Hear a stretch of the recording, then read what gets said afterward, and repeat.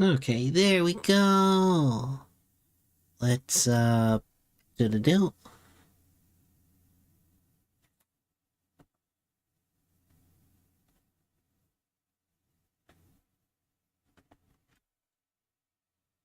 Hey, Rocket!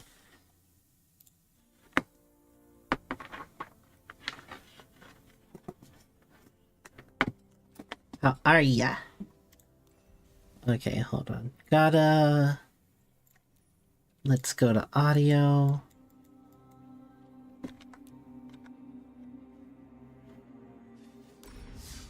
There we go. You're sleepy now? Oh no. Oh no. Eeps, no eeps. No eeps. Ah.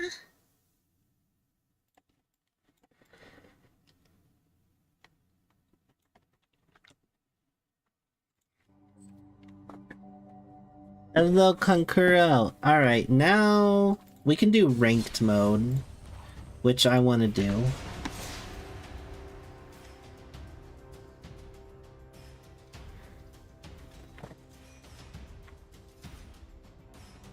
I could, like, start editing decks, but don't really want to. Hello, Jog. Okay, that's actually a good start. I'm keeping that. Also, Jog, it's okay that you missed the karaoke. I'm sorry that you did, though.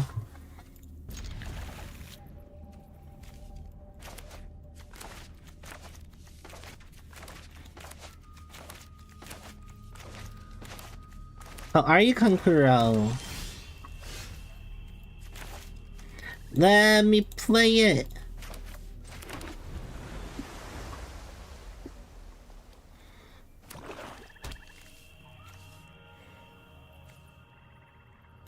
Come on. Come on.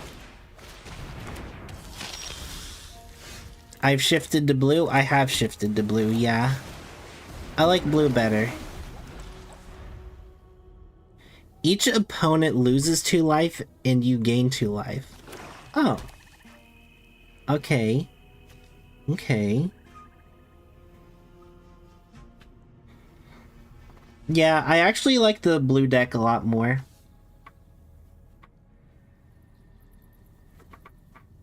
Blue does let you say no to your opponents, and that's what I like. Yeah, for last night's little Inochi tournament... Oh, wait a second. As an additional cost to cast this spell, discard a card.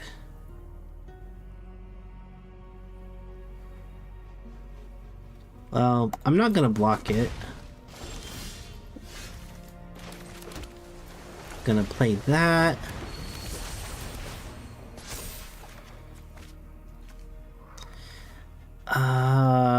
There's no point in letting that thing attack.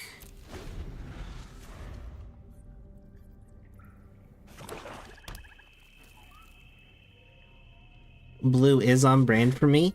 Yeah, it is kind of funny that I actually enjoy the blue deck. Okay, so that's gonna let him do 3 damage to my card.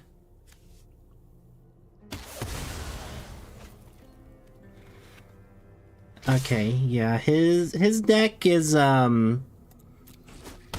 it's pretty much got me shut down. I have not gotten exactly anything I need for this. And I can't even attack.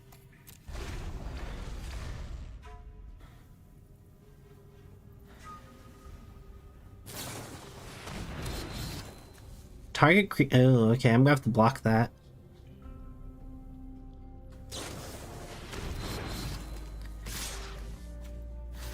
So yeah, we're gonna block that.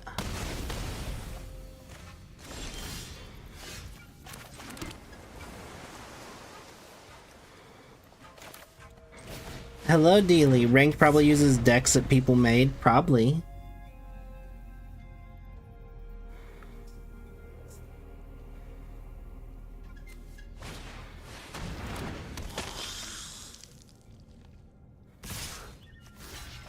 So yeah, we're gonna have to block that.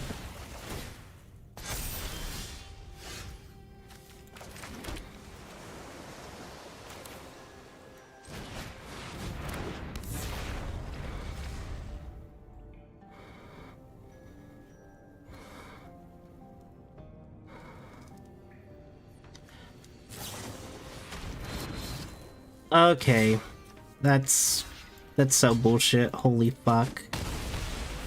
He's played like 3 of those cards, Jesus Christ.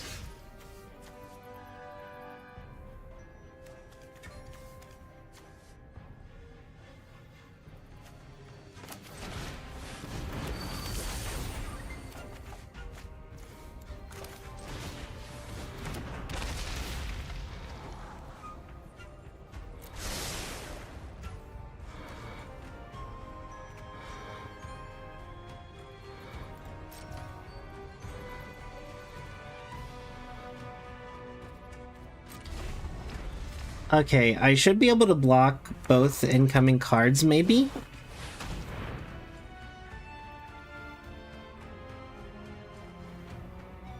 Okay, you can play it. Really? Alright. Alright. Yeah, let's just do this.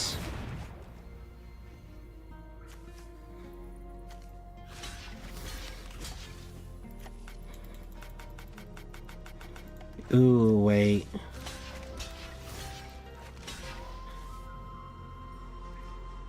Yeah, I have to block both.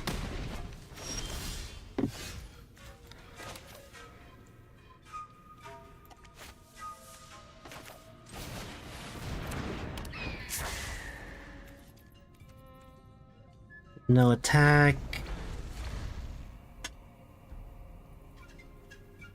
So yeah, he's definitely won this. Oh, okay. Fair enough, dude. Fair enough.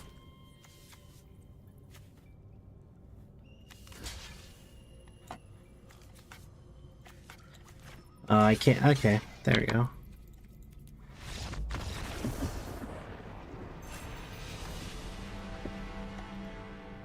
He got me, he got me.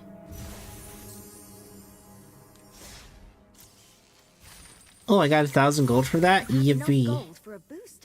Yippee. Let's go get one from the store. Yippee. No. No, I am playing Sparked. No.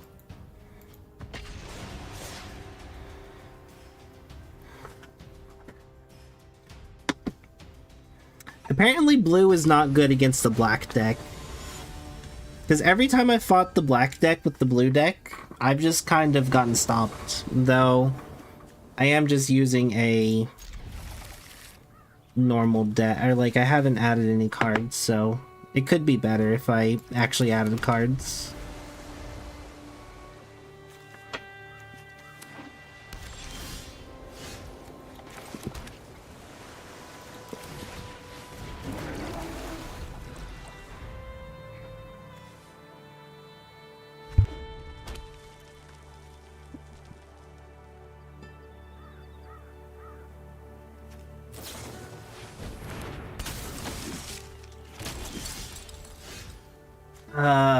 She summoned a soldier. That's so good. That's so good. I'm so happy for her.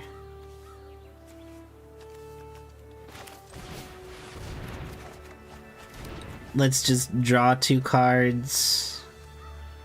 And then no attack, because she'll destroy my card. You still don't get this game?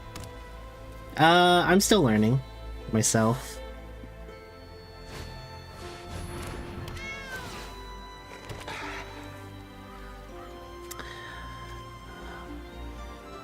Okay, so a lot of his shit is like summoning cards, which is just not good at all for me. Especially when a lot of my cards just have 1 HP. Though I should be able to summon the octopus maybe next turn.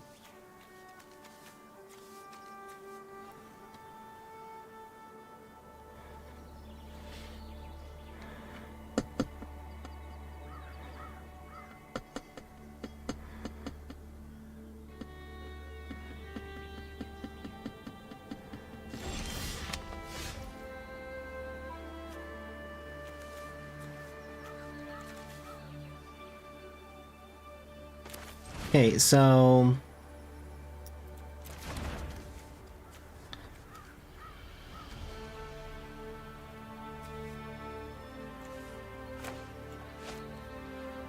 No. If I save this, I could trigger this during his turn and kill one of his cards.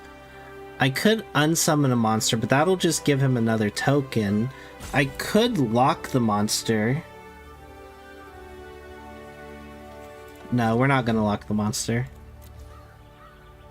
I'm gonna try and kill one of his monsters. I want to keep my locks in case he has a stronger monster or something scary.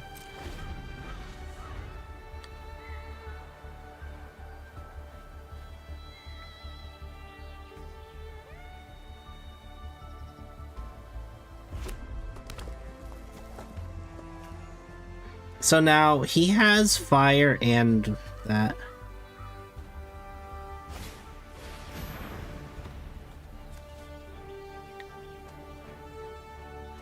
Creature... Fuck.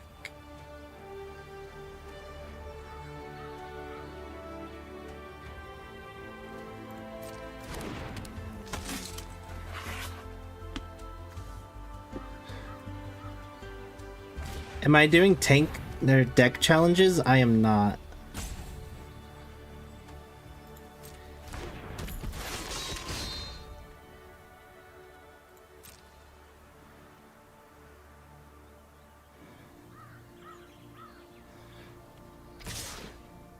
Okay. Let's do that.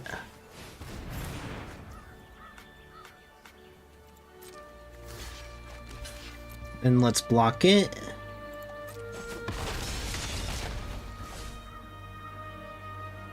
Okay. My turn.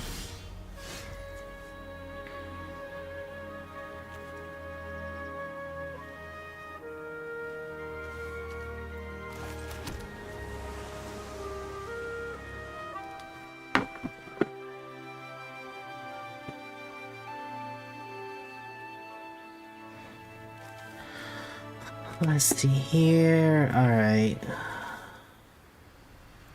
Let us summon the octopus, cause that'll... Okay, let's do that, cause then I can summon and draw another card. It's been proven that things are manipulated. And then we're gonna have her attack to... hopefully just get rid of one of his monsters. Because he can use one of his tokens and that'll just less damage for me to have to deal with.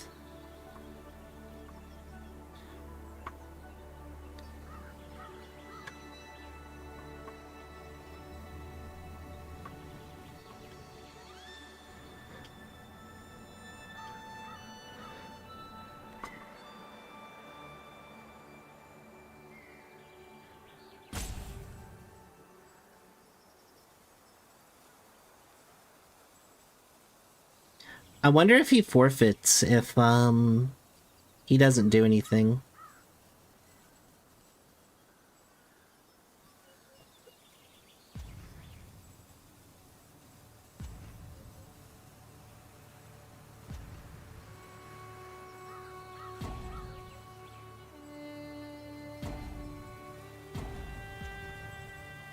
Timeout use. Okay.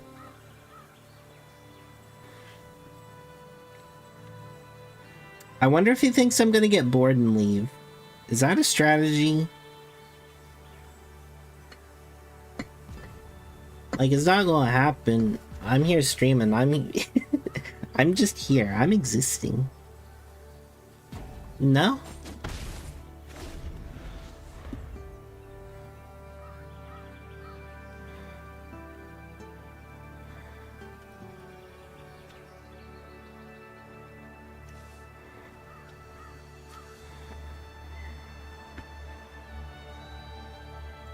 I'll probably actually lock his flying unit, so I...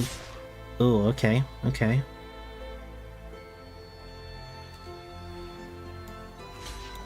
We're gonna block that one, so I don't even have to lock that creature now.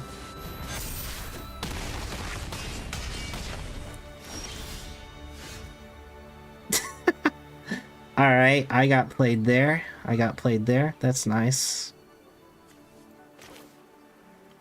That's just nice. I love that for myself.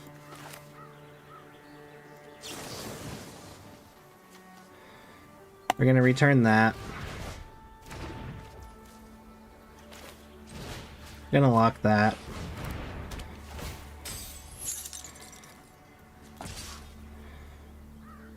No, we're gonna need to block.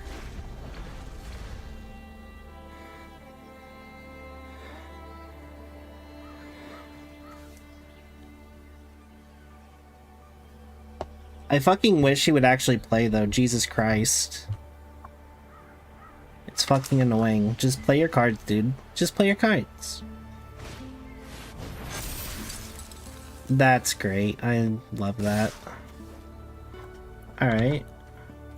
Another L for me. I don't feel like I'm getting the mana that I should be getting.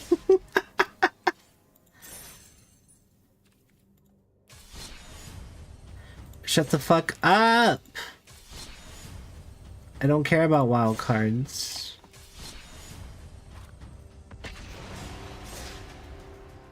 How many lanes do I have? I don't know, it's a starter deck.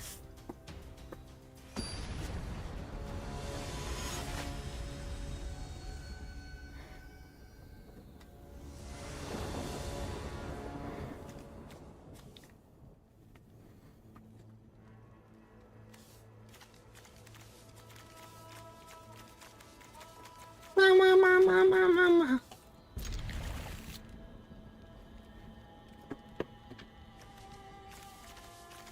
But it's just like, what are the odds I just keep drawing monsters and I'm not getting the lands to not summon my higher level monsters? Like legit, just if I got 6, I'm able to summon the riddle thingy. I should try making a deck. I have a bunch of packs. I could probably make a deck, but I'm lazy. I don't want to read all the cards and try to think of a deck. But I should.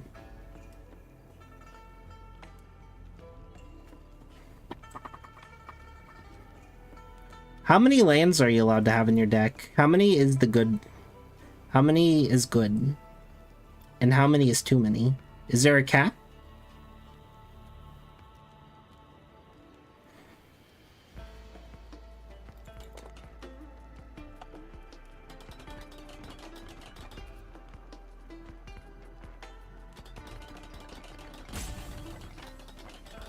It's a kawaii boop. Boop boop boop boop boop. Hi cowboy, how are you?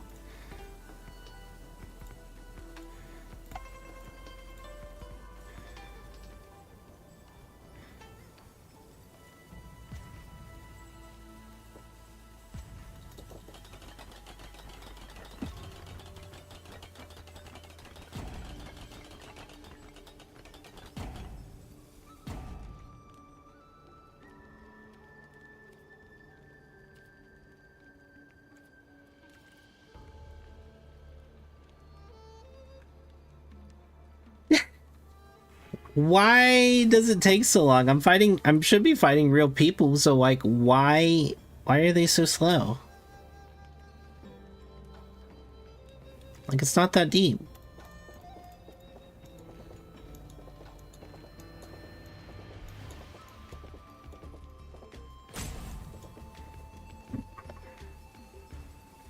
Emergency surgery on your teeth? Oh no. I hope it goes good. Some people rope to see if you'll quit before them. Fair.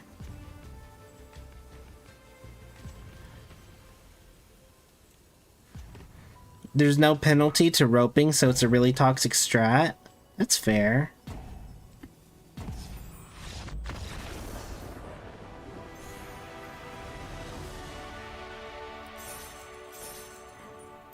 I don't feel good about winning that one.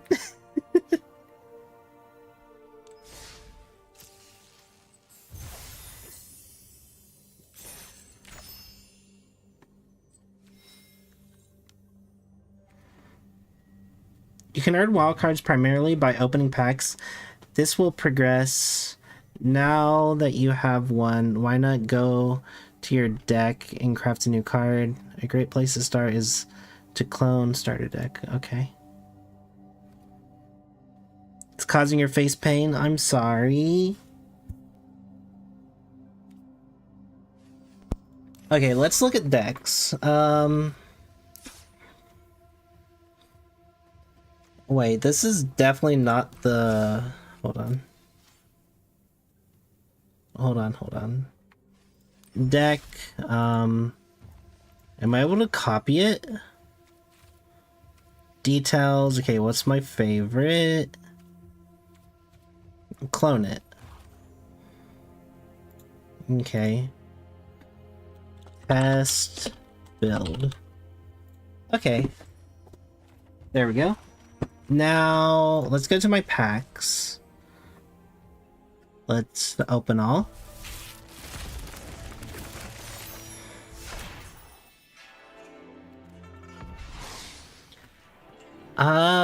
This land enters tapped unless you control a mountain or a forest. Add water. The next spell you cast this turn can't be countered. Oh, okay. Soraka, Elusive Hunter. This spell can't be countered. Trample. Whenever a creature you control or a creature spell you control becomes the target of a spell or ability an opponent controls, draw a card. Oh. Frostcliff Siege. As this enchantment enters, choose Jeskai or Timar. Jeskai. Whenever one or more creature you control deal combat damage to a player, draw a card. Timur. Create creatures you control get... Oh, okay. Yathan Roadwatcher. When this creature enters, if you cast it, mill 4 cards. When you do, return target creature card with mana value 3 or less from your graveyard to the battlefield. Oh, so that's like a summon card. Oh, but that costs 3 different things. Okay. Vigilance. This creature can't be blocked. Whenever this creature attacks, up to 1 target player mills... Whenever this creature attacks, up to 1 target player mills cards equal to this creature's power. So wait, I can make my opponent throw away cards with this guy? Hi Flash, how are ya? Unending Whisper. Draw a card. Harmonize. Harmonize. You may cast this card from your graveyard for 6. You may tap a creature you control to reduce that cost by... where X is that creature's power, then exile the spell. Huh. Okay. A wild card. But this Veteran Ice Climber actually seems good.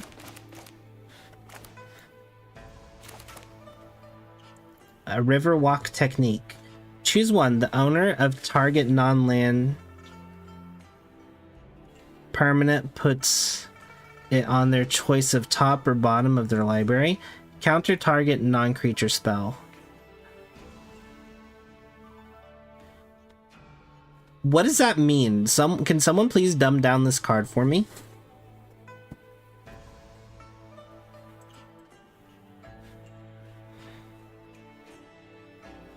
Like, what is the owner of target non-land permanent? What is that?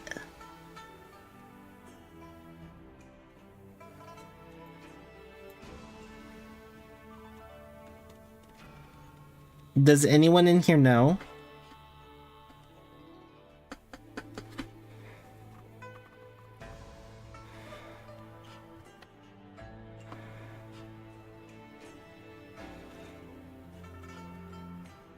Anyone? Calling all Magic the Gathering users. Hello?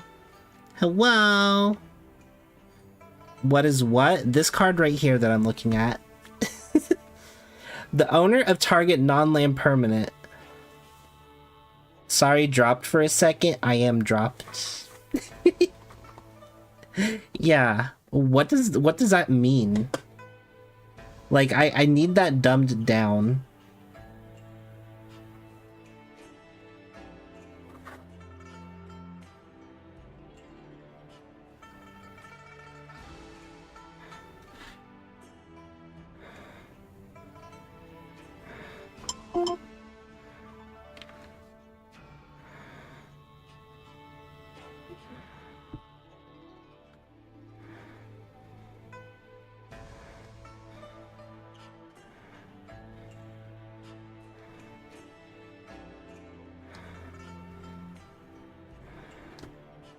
Okay, sorry about that.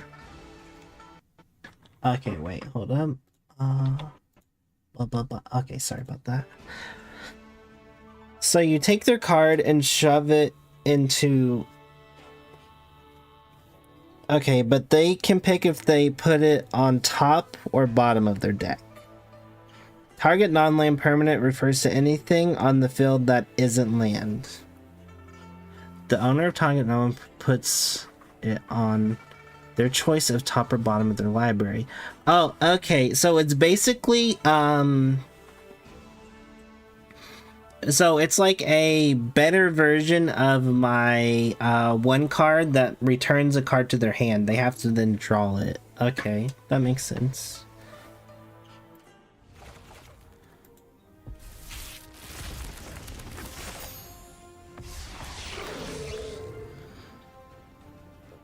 Vex Verbose Host. Start your engines. You have no maximum hand size, max speed.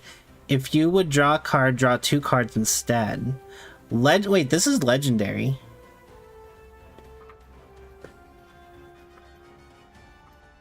Wait, this card's actually really good, ain't it?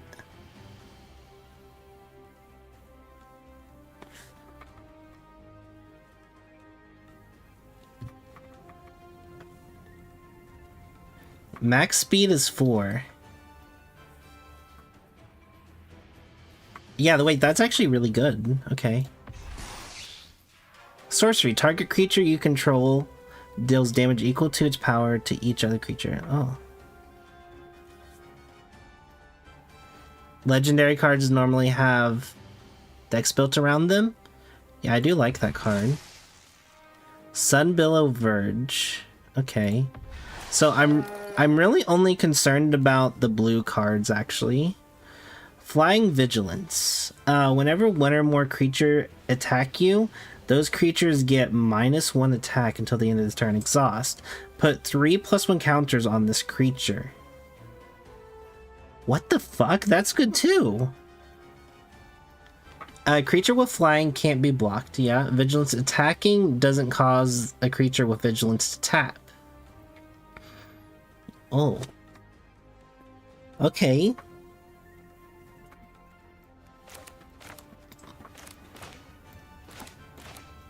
Doggo!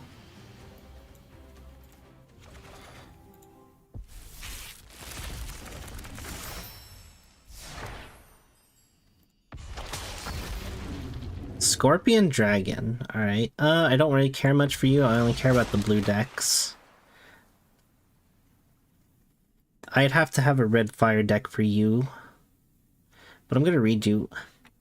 Flying Trample. Whenever Arius attacks, seek a non-shark card. Discard that card at the beginning of the next end step. Whenever you discard one or more cards, put a +1 counter on Arceus. A creature with Trample can deal excess combat damage to the player or... Oh, okay.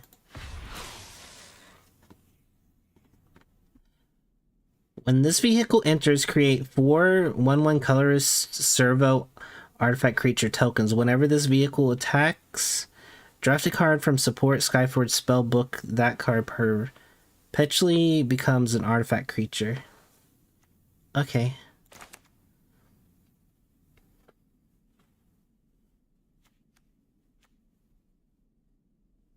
Oh, wait. That's an enhancement. When this enhancement enters, create 2 colorless Thopter artifact creature tokens with flying.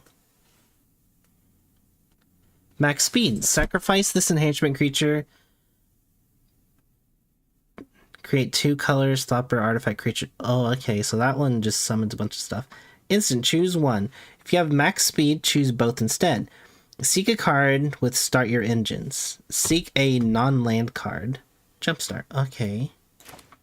Okay.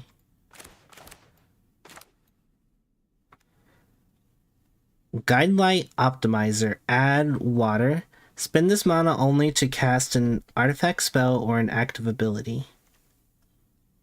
Flying. Start your engines. Max speed 3. Exile this card from your graveyard. Draw a card. Okay.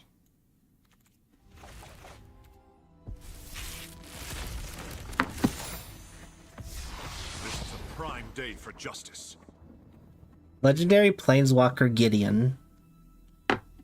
Until the end of turn, Gideon becomes a 5/5 human soldier ally creature with indestructible that's still a planeswalker. Prevent all damage that would be dealt to him this turn. Create a 2/2 knight ally creature token. You get an emblem with creatures you control. I'll probably be able to make a decent deck after opening all these packs. Yeah, they gave me a lot. Converts. Search your library for a creature, instant, or sorcery card with mana value less than or equal to the number of colors of mana spent to cast the spell.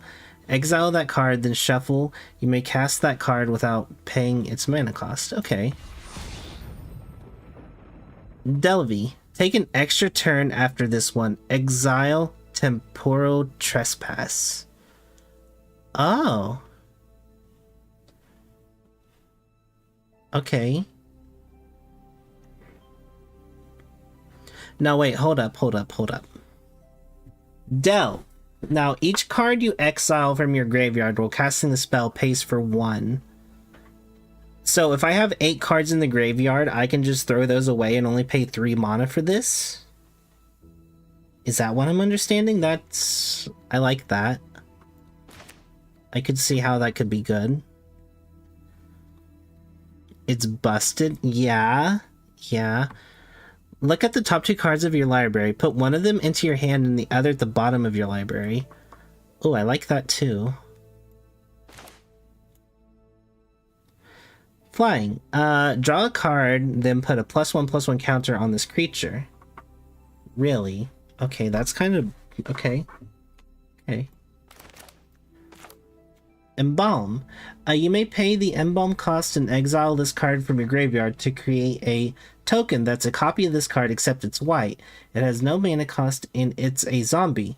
In addition to its other types, activate this ability only any time you could cast a sorcery. Huh. So I basically can just summon it back up to block damage. Okay.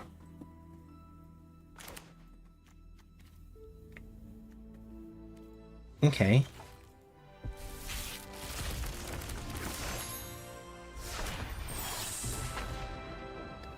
Flying Flash. You may cast spells as though they had flash. Flash. You may cast a spell with flash anytime you could cast an instant. Okay, what does it mean I can cast a spell as though it has flash? I'm not understanding that. You may cast a spell with flash anytime you could cast an instant.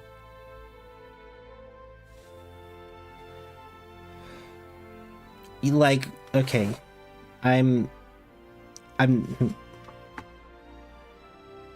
what does that mean for me? Flash means you can cast it on your turn or their turn. Oh, okay, so Concuro, does that mean that, like, if I summon this monster, any spells that I have, no matter what, I can cast it on my turn or their turn, no matter what phase they're on? I can just say, no, actually.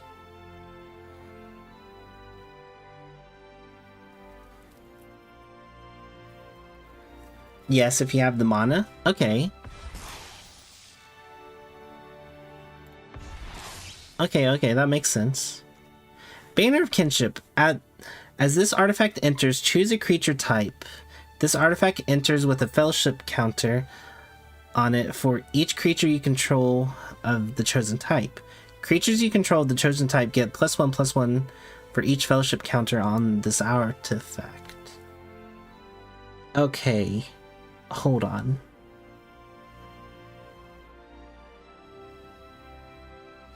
So I get to choose a creature type, so I could put this in my blue deck if I wanted to. Now, when it says creature type, I wonder if that means like a blue, just any blue card in general, or if it has to be the same species. Like if I had a High Fae Trickster, I'd need 2 or 3.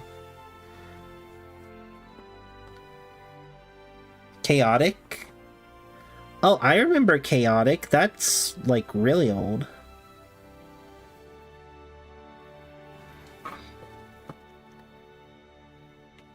Counter target creature spell. Oh, okay, so this is basically my no you to spells. Okay.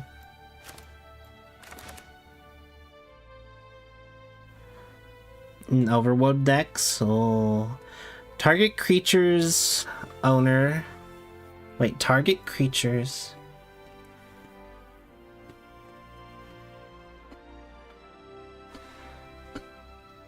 Huh, okay. When this creature enters, draw a card and then discard a card. Okay.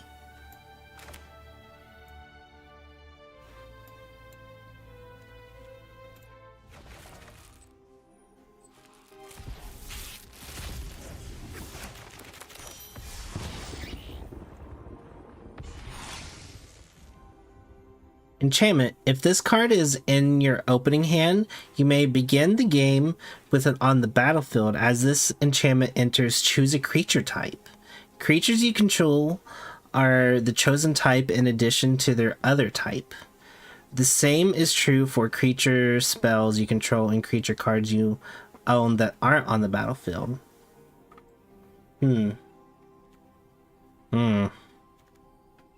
Whenever you manifest dread, put a card you put in the graveyard this way into your hand.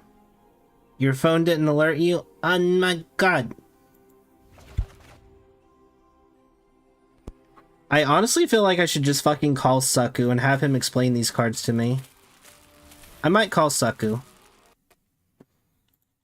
Hi, David. Yeah, I might call Saku. I know that dude fucking knows this game. Give me a second. I'm gonna call him. He's gonna fucking teach me.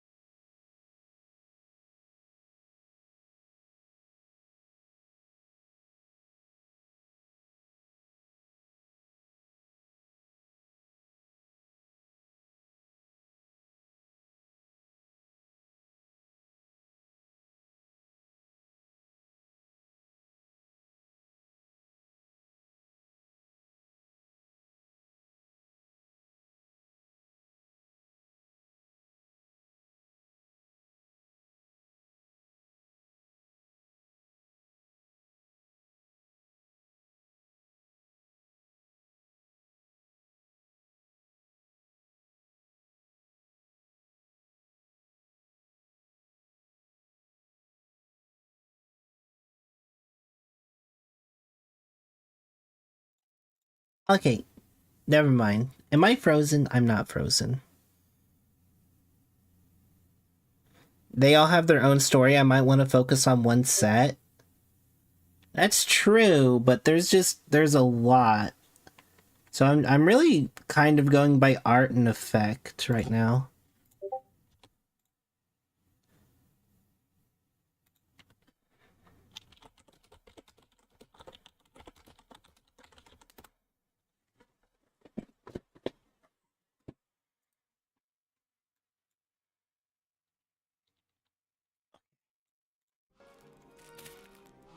Open all. Let's see here. Do I have everything back on? Okay.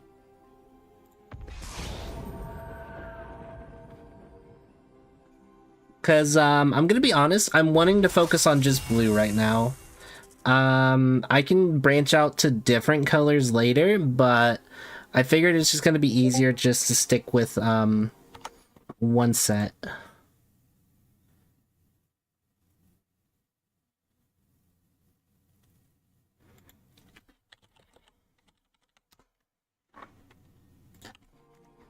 Okay, whenever this creature deals combat damage to a player, draw that many cards. Okay.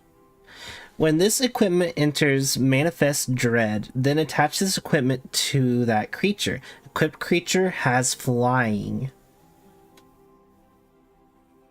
That is definitely going in my deck. Manifest Dread. To Manifest Dread, look at the top 2 cards of your library. Put one onto the battlefield face down as a creature 2/2 creature, and on the other into your graveyard. Turn it face up at any time for its mana cost if it's a creature card. Okay. When you unlock this door, return up to 1 target creature to its owner's hand. Whenever 1 or more creature you control deal combat damage to a player, draw a card. What the fuck? Okay, so this is a duo card? Alright. Choose 1. Counter target spell, Manifest Dread. Okay. Okay. This land enters tapped unless player has 13 life or less. Okay.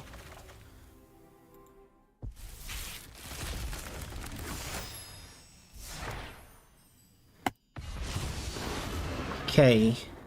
Another legendary card. When it enters Manifest Dread, other creatures you control get +1/+1 as long as you control another creature. Etheric can't attack or block. Huh.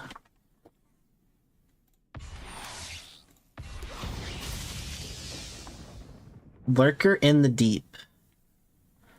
Whenever this permanent enters or attacks, seek a non-land card. Whenever you seek 1 or more cards during your turn, conjure a duplicate of each of those cards into your hand, then manifest those duplicates.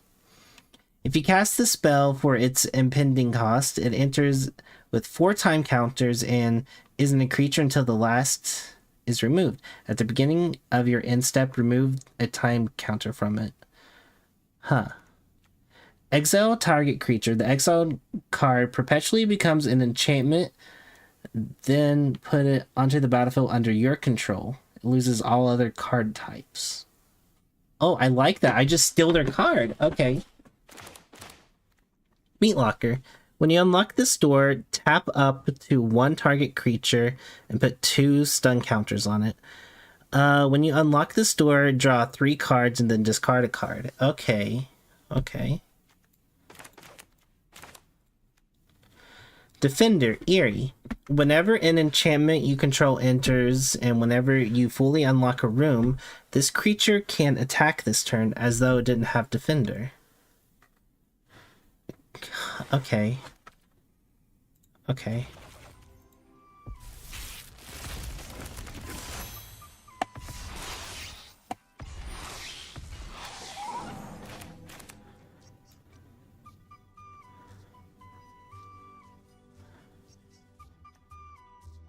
Okay, so I could just have Tempest Angler in my deck. Okay, so, Konkuro, question for you. I could put this in my just pure blue deck, right? Because it has water/fire, water/fire. So I'm assuming that means... So I'm assuming that means I could just use water on it and not fire? Yep, it's blue or red. Okay, okay. Counter target spell unless its controller pays 2. If you control a bird, counter that spell unless its controller pays 4 instead. Huh. Okay.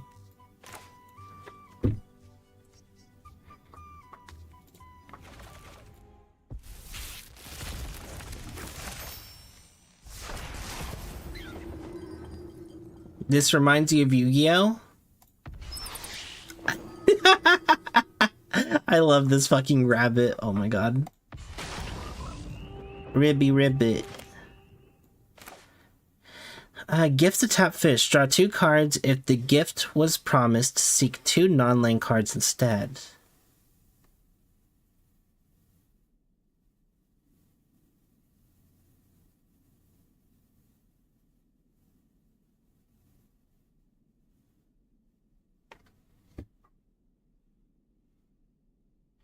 Oh, so I can either draw 2 cards or I can seek out 2 cards. Okay. But I give them a fish. Draw a card, discard a card. Okay.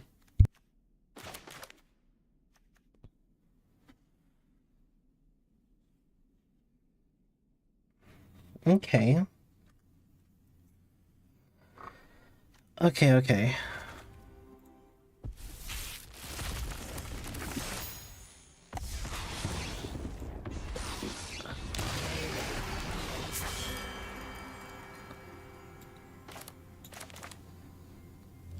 Flash. Enchant creature. Enchanted creatures loses all abilities and has base power and toughness of 1. Exile enchanted creature. Wait. Enchant creature. Enchanted creature loses all abilities and has a base power and toughness of 1.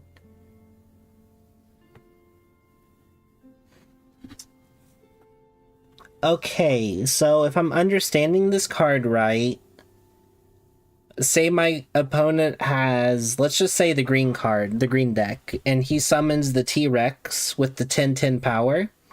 I could stuff this card onto his T-Rex dinosaur thing, and it only has a 1/1 base power then. So you essentially cripple that card.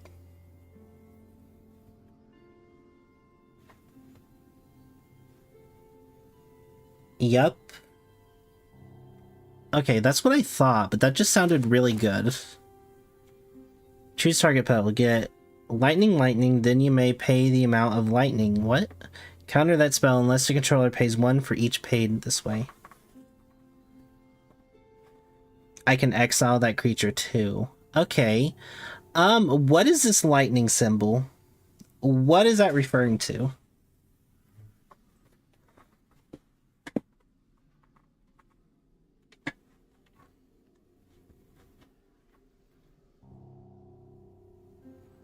Hmm.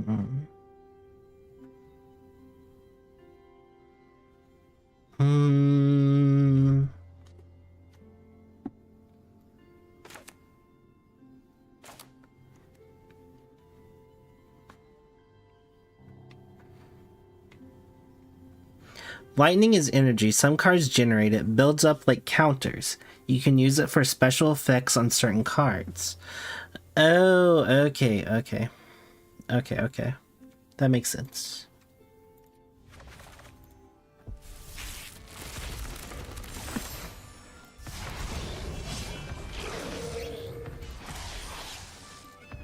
Oh, wow, look at these two. Okay. Ward. What does Ward do? Whenever a permanent with Ward becomes the target of a spell or ability, an opponent controls counter it unless that player pays the Ward cost. Okay.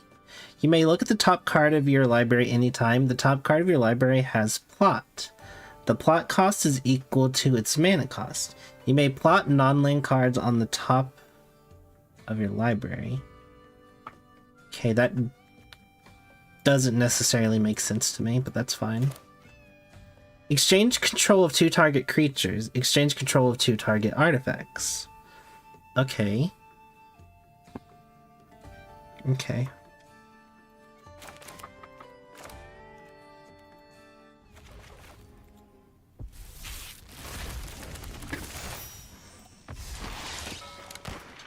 Whenever this creature deals combat damage to a player, draw a card. When you draw your 3rd card in a turn, conjure a card named Mox Emerald.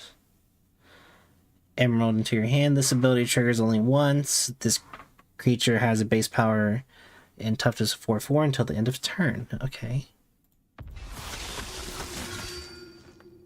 Okay. This creature gets 2 stat increase as long as you've committed a crime this turn. Okay. When this creature enters, return up to 1 target tapped creature to its owner's hand.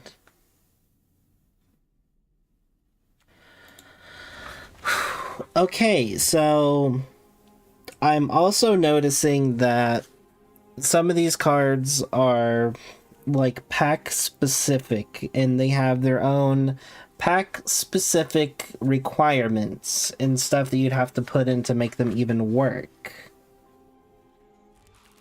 Which, fair enough, but also just makes it that much harder to make a deck around those said cards. Enchanted creature gets +1/+1 and has, whenever this creature deals combat damage to a player, investigate. Create a colorless clue artifact token with sacrifice this artifact, draw a card.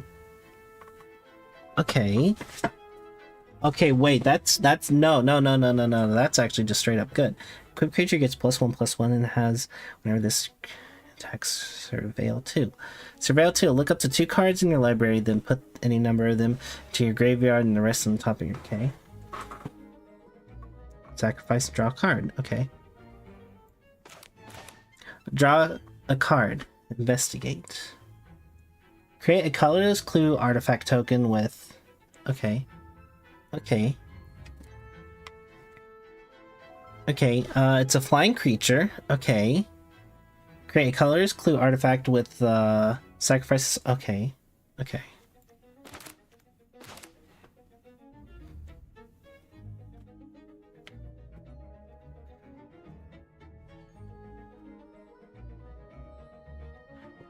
Okay. Okay.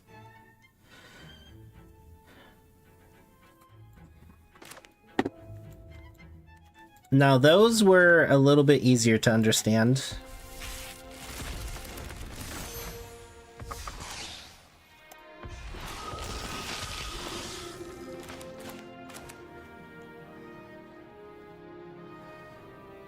This spell costs 2 less if it targets a creature spell. Counter target spell. Okay, I don't understand that.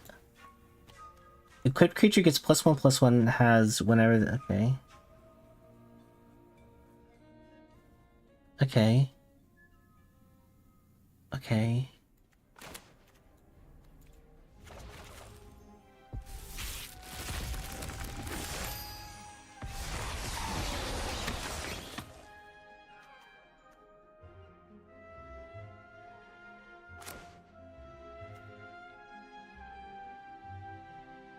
Create a cursed roll token attached to up to 1 target creature. Scry 2.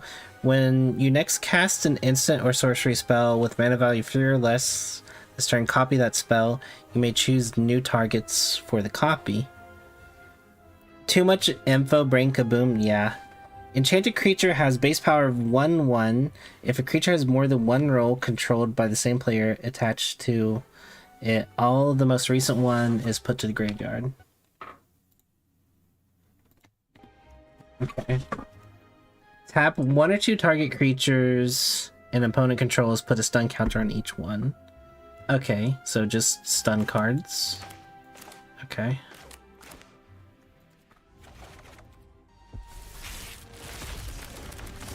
Hi Kroka, I'm doing good. I decided to open all those card packs. Moment of truth. Look at the top 3 cards of your library. Put 1 of those cards into your hand, 1 to the graveyard, and 1 to the bottom of your library. Okay. When this creature enters, each player mills 2 cards. Then you may put an instant, sorcery, or battle card from your graveyard on top of your library. Okay.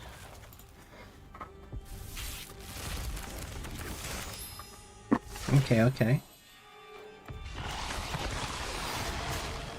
Whenever you cast a non-creature spell, incubate X, where X is that spell's mana value.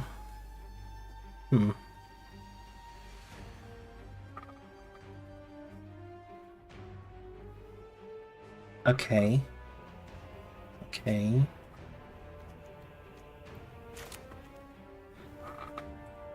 When this siege enters, tap target artifact or creature an opponent controls and put stun counter on them. Okay. Draw a card, okay.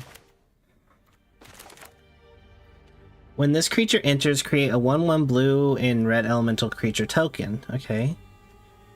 Draw 2 cards, okay. transforms this creature activate as a sorcery. Whenever this creature becomes blocked by a creature, the blocking creature gets -1/-1 to the end of turn. Okay.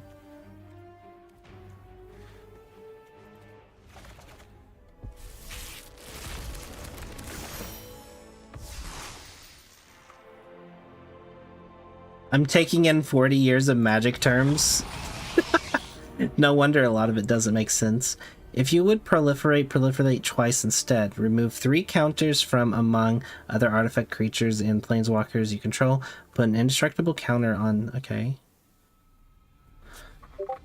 Okay.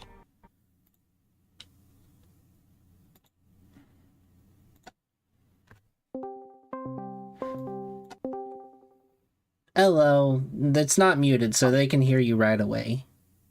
Goody. I'm also on my phone, so it'll not sound as great. So what do you need help with draw with? Magic related. Honestly, I was needing someone to basically be a dictionary for me. You got it. I was gonna say, are you sure you even have the time for this? Didn't you say you were with family? I am. Everyone's taking a nap now because we had a really large meal. Fair enough. Hold on, my, okay, I can't have the Fugi up. My OBS is frozen, so I can't move you around. Okay, that's sad. Screen share for me, please. Screen share? Oh, actually, yeah, let me see if I can do that. I don't know if that'll kill my stream or not. Yeah, let's try it. Oh, that's unfortunate. Yeah, that would be better. I'm gonna lower the resolution down. I hope you can still read it, though. I just kind of need to see the pictures. So, do you have any idea what kind of deck you want to build to go into ranked? I'm wanting to play with the blue deck. The blue deck? So Yes. Do you want to work around milling or messing with your opponents? I don't know what mill means. I'm pretty sure that means to discard a card, don't it? No, mill goes from your deck to your graveyard. So you're playing around a graveyard strategy. I don't think I have cards to do that. Yeah, so the best thing to do is to check out a tier list or deck guide. Okay, let me, Standard ranked, right? maybe. I think that's what it is. I don't know. Maybe. Okay. Hold on. Let me see here. Let me go to the home page. The cactus has arrived. Yeah, Zane said that you know a lot, so I'm like, you can be my dictionary. But yeah, see, Spark ranked. That's what I was playing. Spark rank? Yeah, I don't know what that means, but that's what I was in. But, okay, so...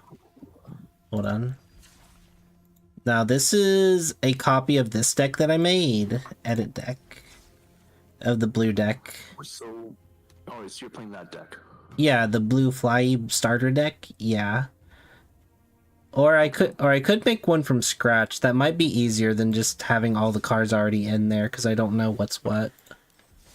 Yeah, it's probably better to use a starter deck so you can understand. Yeah, I've been using a starter deck. Okay. Yeah. Because I won $20 from Minochi's little tournament yesterday playing this. Oh, nice. Yeah, they were like, Droplet, there's no way this is your first time playing Magic, and I'm like, yeah, I don't know what I'm doing. Oh, it happens. Luck is a real skill tier thing. Okay, so I should start with my test build and hit the edit deck then? Yes, let's see what you're building with. Okay, how do I know what I'm building with? Because, like, these are cards that Are these the cards that I have in my deck? Yes, those are the cards you have in your deck. Okay. So, let's see, you've got 3 unsummons, 2 Wall of Runes, 2 Glints. I don't like Glint. I kind of want to remove those. Glint is kind of... You're not using walls. What's your win condition? I've been using my flying units. So you're smacking them with flying units. Yeah, and trying to lock them out of using their big boy cards, and... Okay. But see, my problem is my lands. I don't feel like I'm getting enough mana to really start anything up. See, this is what happens when you play a monocolor. You only have so many sources of ramp. Ramping is the action of getting more lands faster. If you're playing standard, it should be a deck of 40, but you're using a deck of 60. Yeah, this was So the I'm not starter sure which deck. format that is. Yeah, this was Oh, no, just. excuse me. Yeah, this is. You played Magic Arena, right? A little bit, yeah. Oh, okay. Yeah, this is what the game made. I didn't make this. So the game made that. Yeah, yeah. These are the starter decks. This is like what they pre-made. Do me a favor and click on store, please. Store. Okay. Yep. Because yeah, I would either like to be able to stall to get my land. Scroll down Okay. on the featured. Scroll down some more. I At guess they don't have it anymore. Click on bundles, please. bundles. Because they were selling decks for a while, but I guess they're not selling them anymore. Oh, click on decks actually. Okay. No items Oh, available. no items available. Shoot. Because yeah, I know there's packs, but I haven't really played enough to open any packs. But I noticed that like there's this like fucking racing archetype. There's a bunch of different archetype things that I don't know about. Yeah, don't worry about that. The archetypes are just kind of there as the latest packs. The game has a rotation where only so many sets can be in rotation, and eventually the sets get moved out. The racing one was not the most recent. The Dragonstorm was the most recent. The racing one was the one before that. Oh, wait, hold on. Actually, let me show you something since you brought up the racing. I pulled a legendary card of that. How do I filter? How do I filter? There, that's how I filter. Rarity. I think that's what I want. No, I guess that's not what I want. Is it rare? It was a legendary card. So legendary is a card type. There are super types and then card types and subtypes. Legendary is a super type, meaning you can only have one of said legendary creature of that name in play at a given time. Okay, say that again. You can only have one legendary creature of that name in play at any given time. Okay, so I can only have one legendary Vinqual verbose host? In play at any given time. If you play another verbose host, you'll be forced to sacrifice or send one or the other to the graveyard. Okay, but I could have two legendary creatures summoned at once. They just can't be the same one? Yes. Okay. You can have Fipplefip and the Verdant Host on the field at the same time. Okay, because, I was wanting to use this card. This one seemed good. He is good. However, there's a slight issue with the start your engines mechanic. Yeah. To start your engines, it starts your engines at 1, and then you have to deal damage every time it's your turn to get to a max speed of 4. So that means 3 turns after he's casted, then you start getting if you draw a card, you draw 2 cards instead. Okay, so... Okay, I understand what you're meaning. So I'd Mistrise Village? Huh? The Mistrise Village. Oh. Yes. Land. If you're playing other colors, I would highly recommend running it, but if you're just in blue, then probably not. Yeah, I'm just wanting to run blue to get used to just running one color, because I don't know anything about the game. But yeah, and then there's also like all these things here, but yeah. Let me undo that. But yeah, do you think that this card is bad? Because I thought it was bad. Which one? Glint. Glint? Yes. Okay, because I wanted to get rid of it. Now, I don't know how to feel about the Waterkin. I don't necessarily like it. It's kind Creature you control with flying enters, it gets 1+1 till end of turn.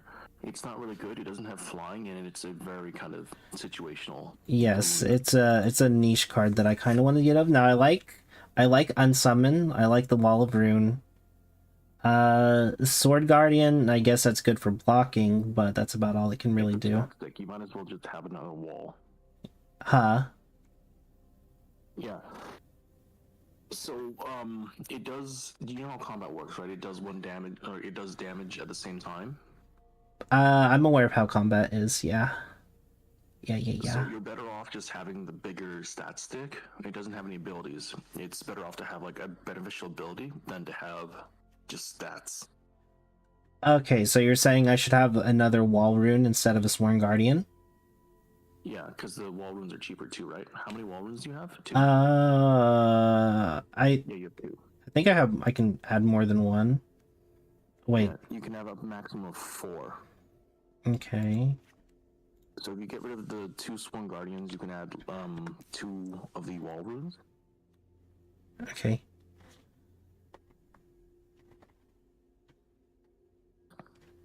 Oh, okay, Conqueror, okay. So, whenever I click on the plus for the wall rune, it, like, makes a red by it. Why does it do that? Because you don't have enough wall runes at the moment. Ooh, so I only have 2 wall runes, okay. Yeah. And then I do actually like the Warden Evo's Isle creature, though I don't fully understand it. So, it just makes it any creature you cast with flying costs 1 generic mana less. So you see how there's a 2 next to the blue? Okay, then wait a second. Why do they call it a creature spell and not just a creature? So it's a monster? So let me put it this way. The game revolves around planeswalkers. You are a planeswalker, and there are planeswalker cards. Everything you do is casting a spell. So think of it as you are the wizard. Each card is a spell. Therefore, is a creature spell. Oh, that makes so much more sense. Okay. I'm not being sarcastic. That actually makes more sense. I was like, what the fuck? Okay. So, It's a lore thing that people don't explain it to you, so it doesn't make sense until you understand the lore behind it. okay, so the Warden of Evos Isle. So I play this, and then other cards that I summon cost less mana, so that's good to actually keep then. If they have flying, so your first warden is going to cost you 2 in a blue. Your second will cost you 1 in a blue, and then your third will cost you 1 blue. Yeah, okay, because, and then Waterknot. Actually, I really love Waterknot. That's, one card I was using a lot that helped me win yesterday when I was Actually, playing if you Inochi's want thing. something better than Waterknot, there should be, what's it called again? Witness Protection. Witness Protection. Let me see if I even have that. You probably don't. Witness Protection is cheaper, and all it does is turn the opponent's creature into a 1/1 with no skills and abilities. Oh, wait, I So actually do it's have just- that. I remember reading a card that had that ability that you're talking about. Oh yeah, there's a couple of different kinds of Witness Protections. Let me see if I can find it. I remember what the art of it looked like because I liked it.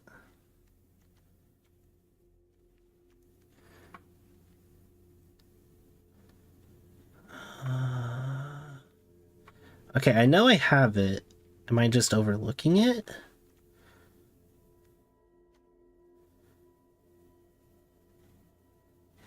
Let me just see if I type in wit.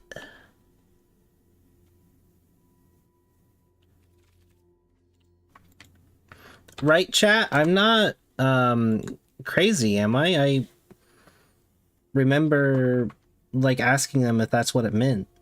If I just made a creature become a 1/1.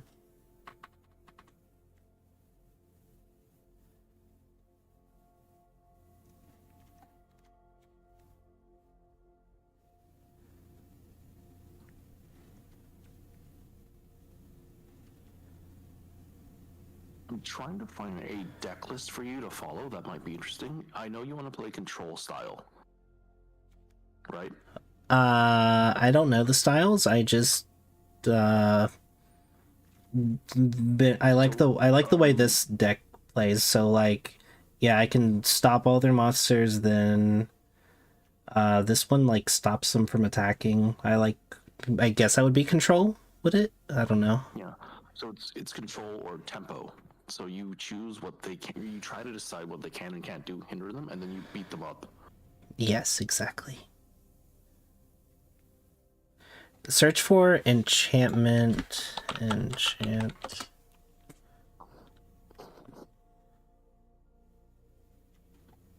I wish I can like pick up a deck list for you right now, but the site I'm using just doesn't want to work with the phone.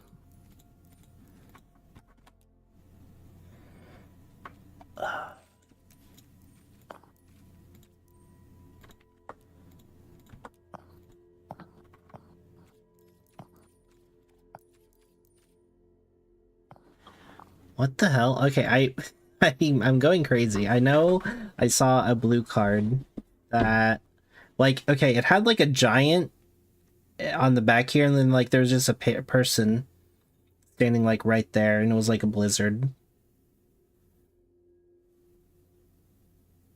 There's a lot of cards that do witness protection.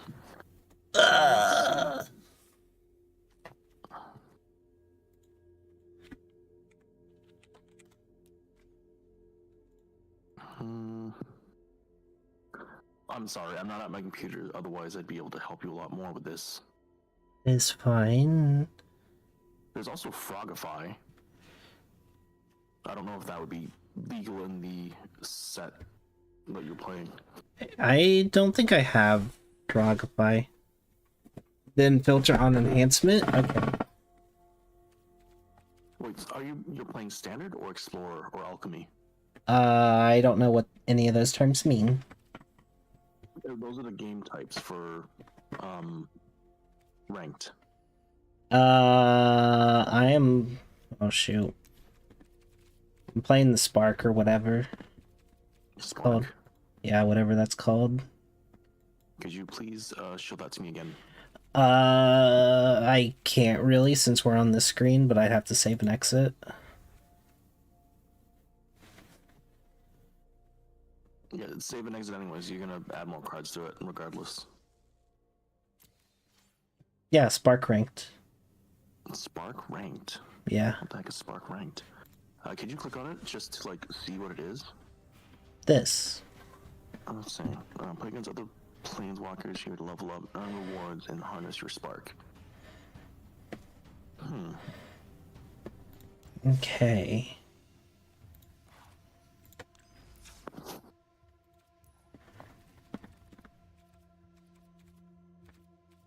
Enhancement. Okay.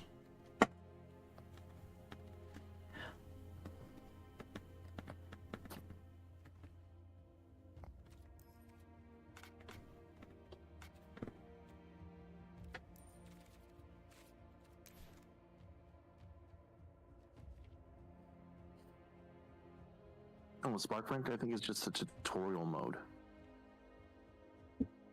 Maybe.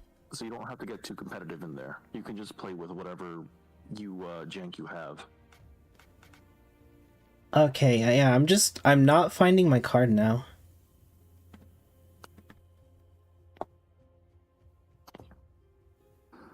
So, search enchantments in blue. Yeah. Hi, Anochi. Yeah, it was nice playing. Yeah.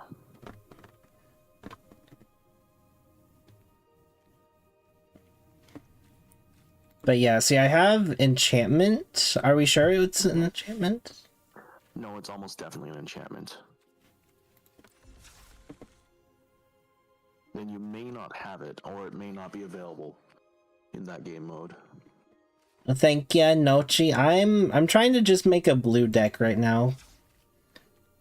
Take it like one at a time. Okay, I'm kind of annoyed that I just can't find the card that I got. Oh, you can deselect colorless. Yeah, but I still can't find the card. Okay, hold on. Let me just make this thing a little bit bigger for me.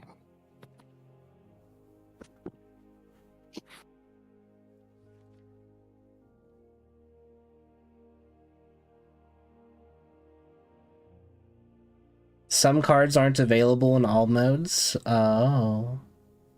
Yeah, depending on the mode, like alchemy cards aren't available unless you're playing alchemy as well. Oh.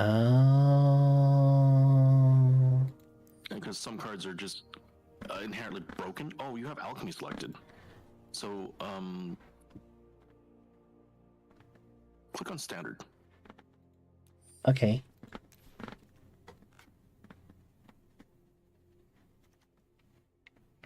Now maybe I can find it.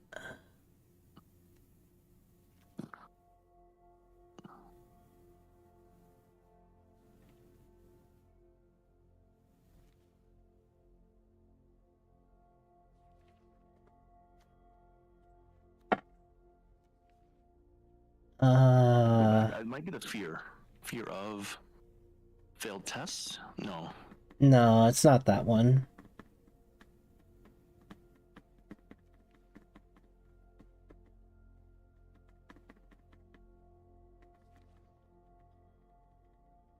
There's my Tempest little angler.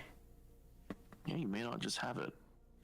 I definitely do, because I read it and I like had my chat explain it to me.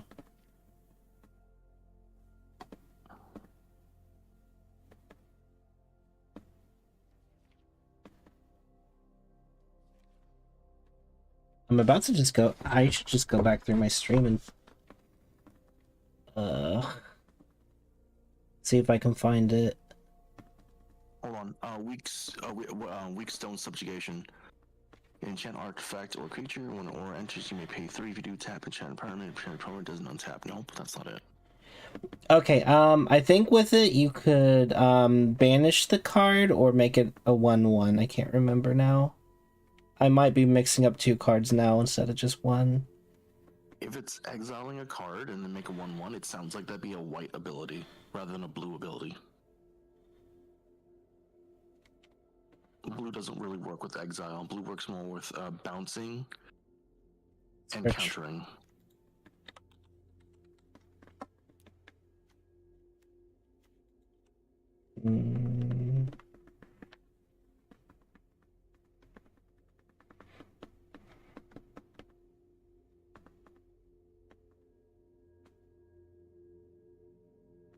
Okay, hold up. I'm going. Oh wait, there. Wait, actually, I just fucking found it. Where'd it go?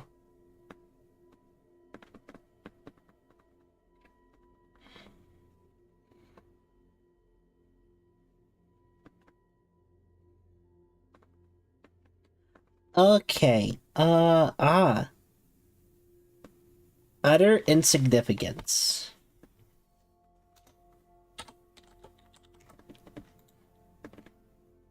Deselect blue for a second.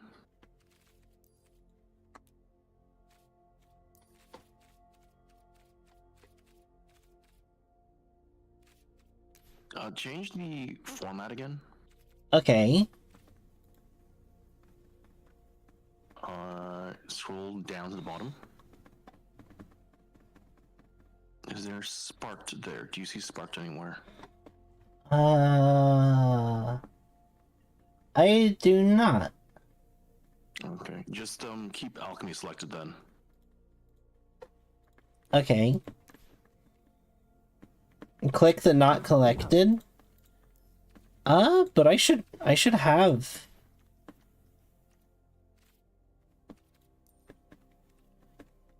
Yeah, the card's name is Utter Insignificance. Did you spell it right?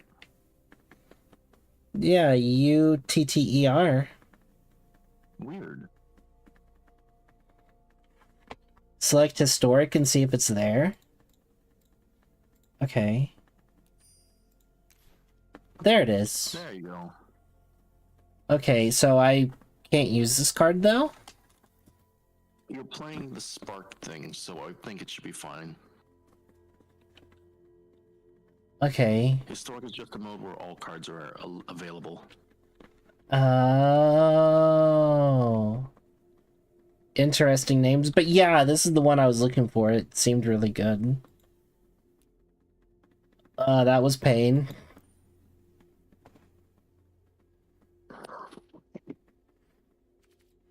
That was pain. It sure was. Yo, export? That's fine, Inochi. I was just trying to build a deck for fun.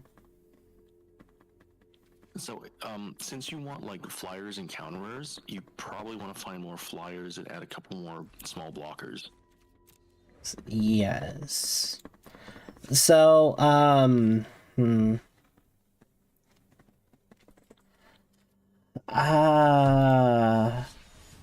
so this is not ranked, like, It's not Inochi. ranked.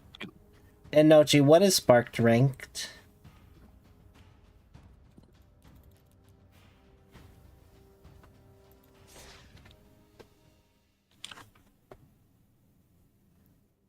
May give me ideas. Fair enough, Inochi, fair enough. It's baby mode? Oh.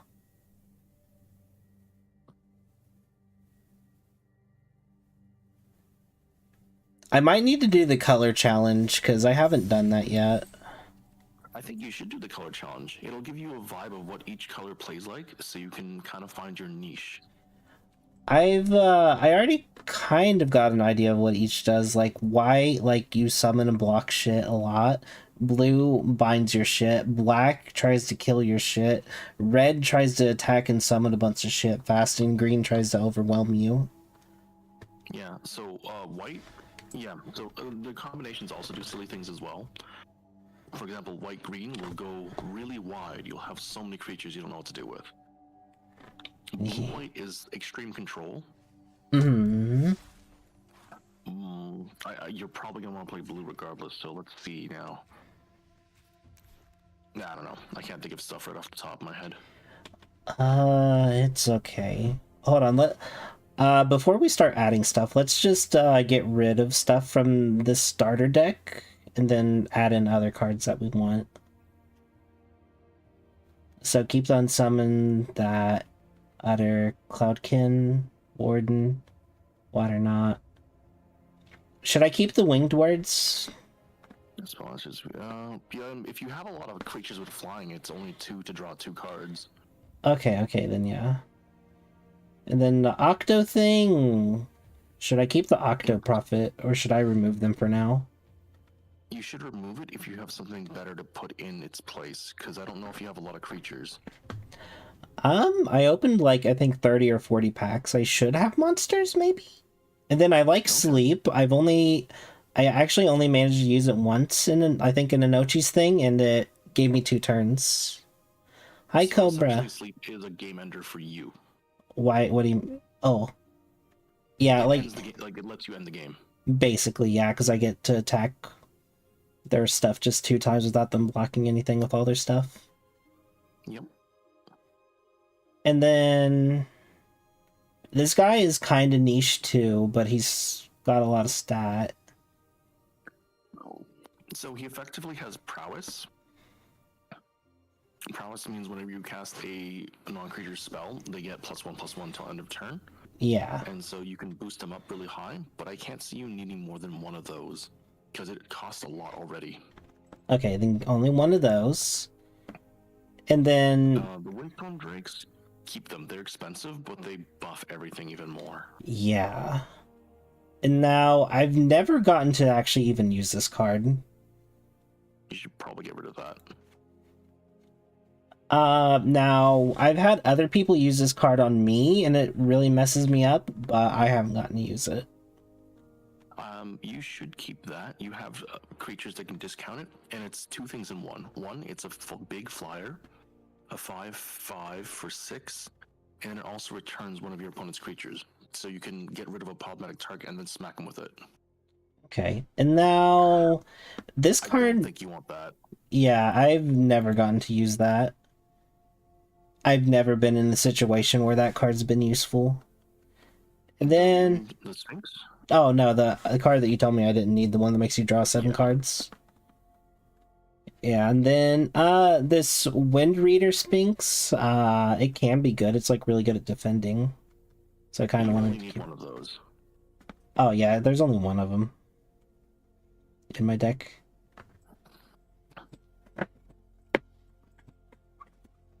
You ate garlic muffins? You're a weird apple. But yeah, how are you, Cobra? I'm Cobra. Listen, I could not understand this magic jargon, so I had to call in support. So you can add more cards. It's going to be red for a little bit until you can build them. I'm not sure if you have like the currency to actually just manifest more cards in. No, I don't have the currency to buy more cards, so that's why I was So like, then probably need to work with what I have. yeah.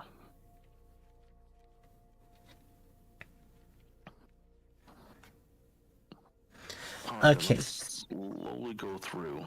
Okay, so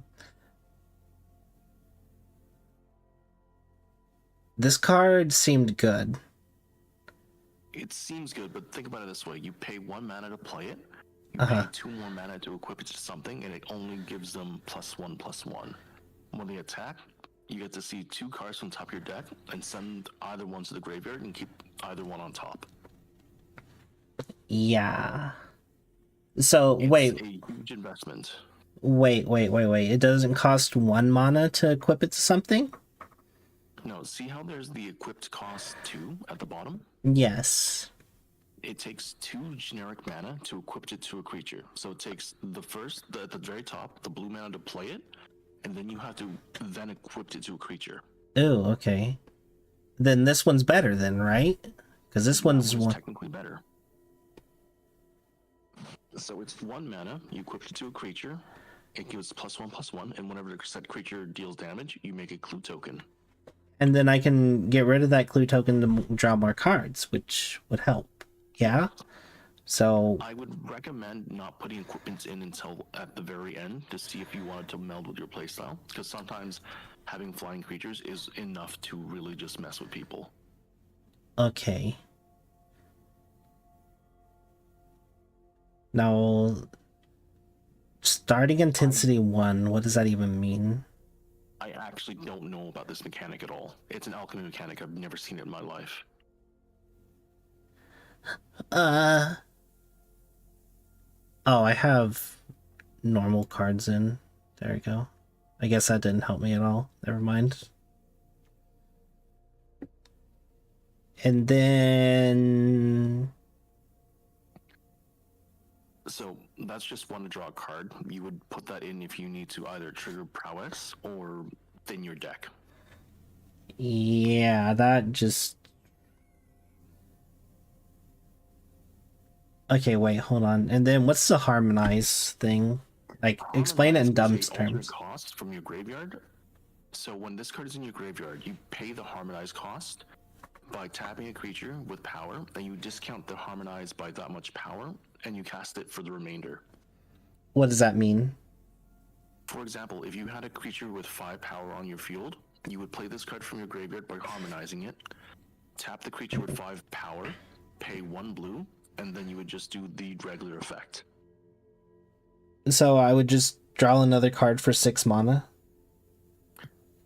For 6 mana if you don't harmonize from your graveyard. Like after you use this the one time, it goes to your graveyard, and then you can cast it again for the harmonize cost and discount it using your own creatures. Okay, I'm not understanding what that means. Okay. So here's how it works. You draw this card. You Yes. play the Whispers by paying the 1 blue, it goes to your graveyard. Oh, okay. Now, from your graveyard, you can play this card again by using its Harmonize. Yeah. If you have a creature with big power, you can use that creature's power to help discount the Harmonize cost instead of paying the full 6 mana. Oh, okay. So if I had a creature with 7 mana, or I mean with 7 attack power, it would be a free draw? No, you would still have to pay the 1 blue. Oh, okay, so if it had 5 power, I'd only have to pay 1 again. Yes, the 1 blue. Oh, holy fuck. Okay, that makes sense now. But here's how to understand discounts. Discounts don't ever apply to colored pips. being the blue, white, black, red, or green, unless it specifies. Oh, okay. Okay, okay. Okay, okay, okay. Okay, okay. Don't have any more Walls of Runes. That's an enchantment. Don't want those yet. Frog. Oh, Froge. Yes, so he would just basically help thin out my deck. He would help thin out your deck. A Seeing book. more cards is always good. Should I have him in, or should we wait? What if you have a lot of lands in your hand? You can always draw a card, discard a land, keep a new card, right? Yes. Keep in mind, the Frog is probably going to be one of the first things you cut if you need to add more cards in, but you can put him in because he seems better than most of the other things. Okay. Oh, no, I don't want to craft. No. Okay. Surveil to draw a card. Surveil is looking at the top. Surveil is looking at the top card of your library, and then either leaving it there or sending it to the graveyard. Because it's Surveil 2, you look at the top 2, you send either one to the graveyard, and you keep either one on top. Okay, okay. Oh, yeah, explain this to me. I did not understand this card. So, counter target spell unless a target player pays 2, or if you control a bird, counter target spell unless that controller plays 4. Do you know what a counter spell is? I mean, I understand what a counter spell would do. It would counter a spell that someone else spell, but not really. Yes. So this counters a spell unless the person pays 2 mana to uncounter the spell. If you have a bird, they have to pay 4 mana to uncounter the spell. Okay, what is the bird? A bird is a creature type. So if you go over to your creatures, like hover over the Wall of Ruins in your deck, or it doesn't matter. Yeah. So if you hover over the Wall of Ruins, you see it says creature dash wall. Wall is the creature type. Oh. Now if you scroll, just go down to the Bellowing Crier. Underneath the Wall of Ruins, it says creature. The type is frog, comma, advisor. Oh, okay. Okay. So yeah, I noticed that I got a lot of cards that just draw a card and let you look at stuff. That's blue. Yeah. And then this card is just counter target creature spell. What does that mean? Does that just mean what? You Yeah. creature. Oh, so does it basically just block the creature from attacking? No, so whenever someone's casting a spell, that's when you have the opportunity to counter spells. This one specifically only lets you counter creature spells. Yeah, so what does that do to me? Like, what does that do? So when someone wants to play a monster or a creature, you can play Essence Scatter in response, and then it just sends their creature to the graveyard. No questions asked. Oh, that's going in my deck. But it only works on creatures. Yes, but I like that. Yes. I see you have a saga over there. Do you know how that works? A what? A saga. The first duel in the bottom left-hand corner. Oh, that had a lot of stuff to it, so yeah. It's confusing, yes. Do you want me to explain how it works, or are you just not going to use it? Explain it to me. So when you play a saga, it is an enchantment. Its first effect happens the second you play it, which is the 1. Create a cursed roll token, attach it to one target creature. Okay. Cursed roll makes the thing a 1/1. Oh, so that makes it a Fruge? That makes it a Froge. It's good. Oh. Okay, okay. It makes it a Froge, but then it has extra abilities. During each of your upkeeps, do you know what an upkeep is? That's my next turn phase, right? It goes untap, upkeep, draw. That's how your turn starts. Ooh. So you untap all your lands, you do upkeep, so if you have any triggers, you do it then. That's when this would trigger again, before your draw. So the second, each saga has a bunch of different chapters in it. At the beginning of your upkeep, you move to the next chapter and do set effect. In this case, on the turn that you play the card, you'll turn something into a frog. On the beginning of your next turn, before you draw, you get to scry 2. And Okay. the turn after that, you get to do its third ability, which is the next spell you cast that is an instant or sorcery with mana value 3 or less. You copy it and do it again. Oh, so I can use a card twice, basically. Yes, on your third turn. So it takes a little planning, but it's still a good card to work with. It effectively removes something and then lets you determine your next draw as you're drawing. Okay, that makes sense.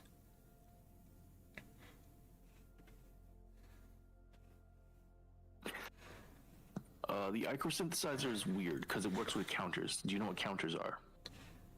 I'm not exactly sure, but if I summon, it gets more counter.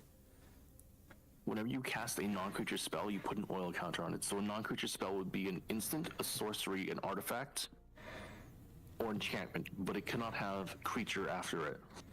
Because there are artifact creatures and there are enchantment creatures as well.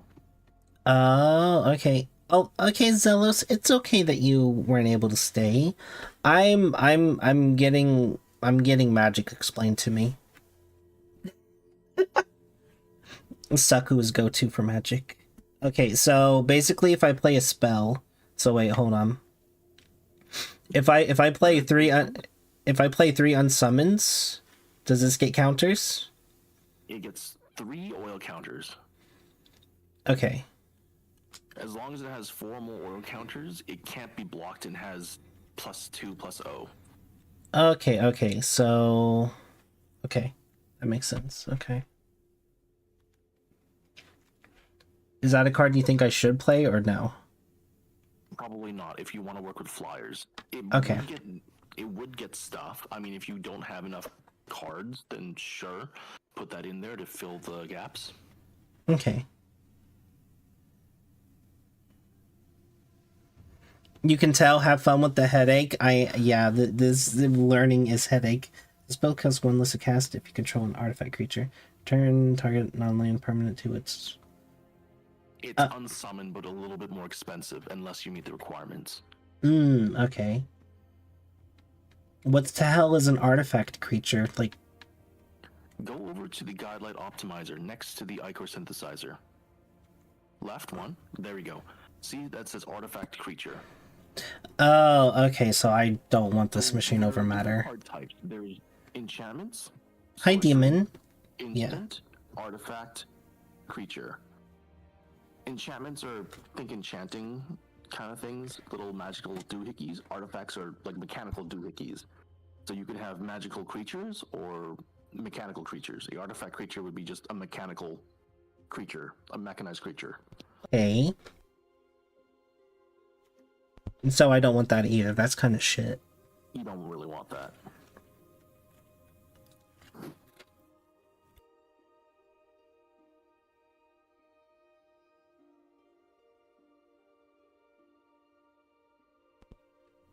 That one just helps you Thin out my curate your deck. next draw. Okay. Oh, now this one. I don't understand it. Because I see 3 mana and... It has 2 sides to it. You play the first side, which is the 1 in the blue, and you get a 2/1. Yeah. And then it has an ability that lets it transform into the second side. Do you see how that white colored pip is different? The what? Where at? Next to the 3 in the text. Transform this creature. Yeah, the 3 and then the weird symbol. Yeah, I don't understand the symbol. The symbol is Phyrexian mana. You can either pay white or 2 life to do that. Oh, so I can pay life points for this card? Okay, that makes sense. Yes.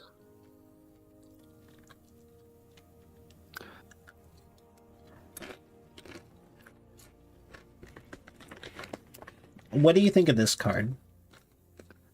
I think it's hilarious, but it's pretty bad. Okay. If you were to play Commander or Brawl, that card would be hysterical. You would annoy the crap out of everyone. Embalm is a weird mechanic. Oh, that, yeah, okay, yeah. So when you embalm, you exile the card from your graveyard, and then you just make a token copy of it. That's it. Yeah, and it's like, okay, yeah.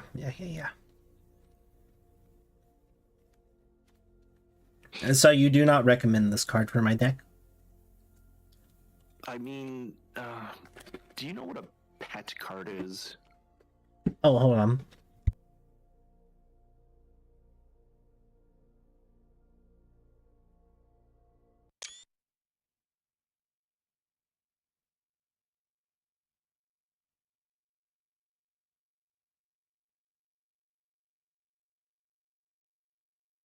I'm holding.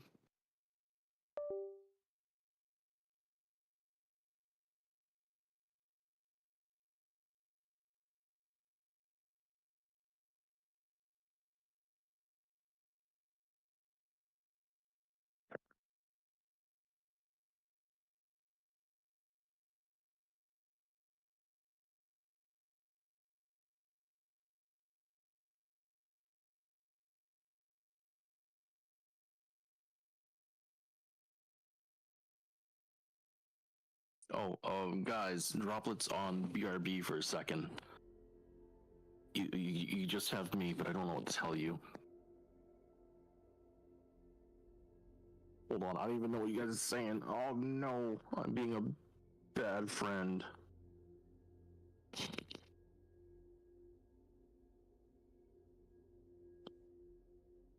Yeah, it's gonna be weird to try and Okay. Droplet's deck with the. Oh hi, welcome back, Droplet. Hi, sorry. Yeah, she just like walked in and was like, "Yes, hello." Yes, hello. Oh, yeah, do you know what a pet card is? A pet card. Wait, give me a second. I've killed my model because I unplugged my phone and everything. Oofda.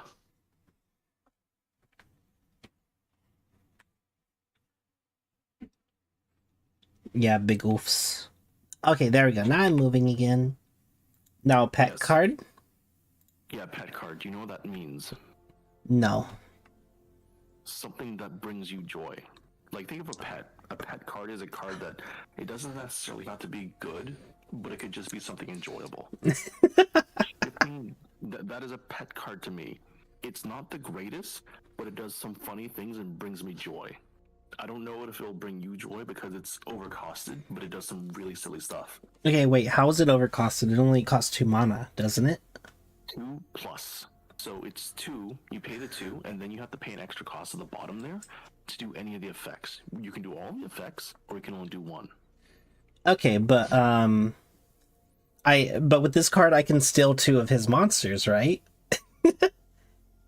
No, 1. Oh, 1.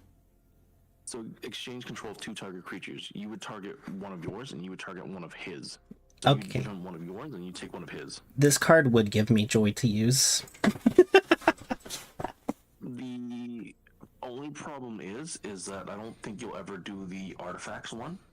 You No. can, like, you don't really have many artifacts, but you do have a couple enchantments, which would be really funny if you took their enchantment and gave them, I don't know, your utter insignificance, which is already attached to something that they own.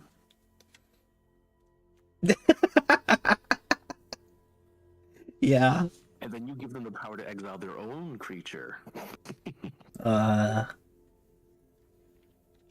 Oh, hold on. Someone just messaged me.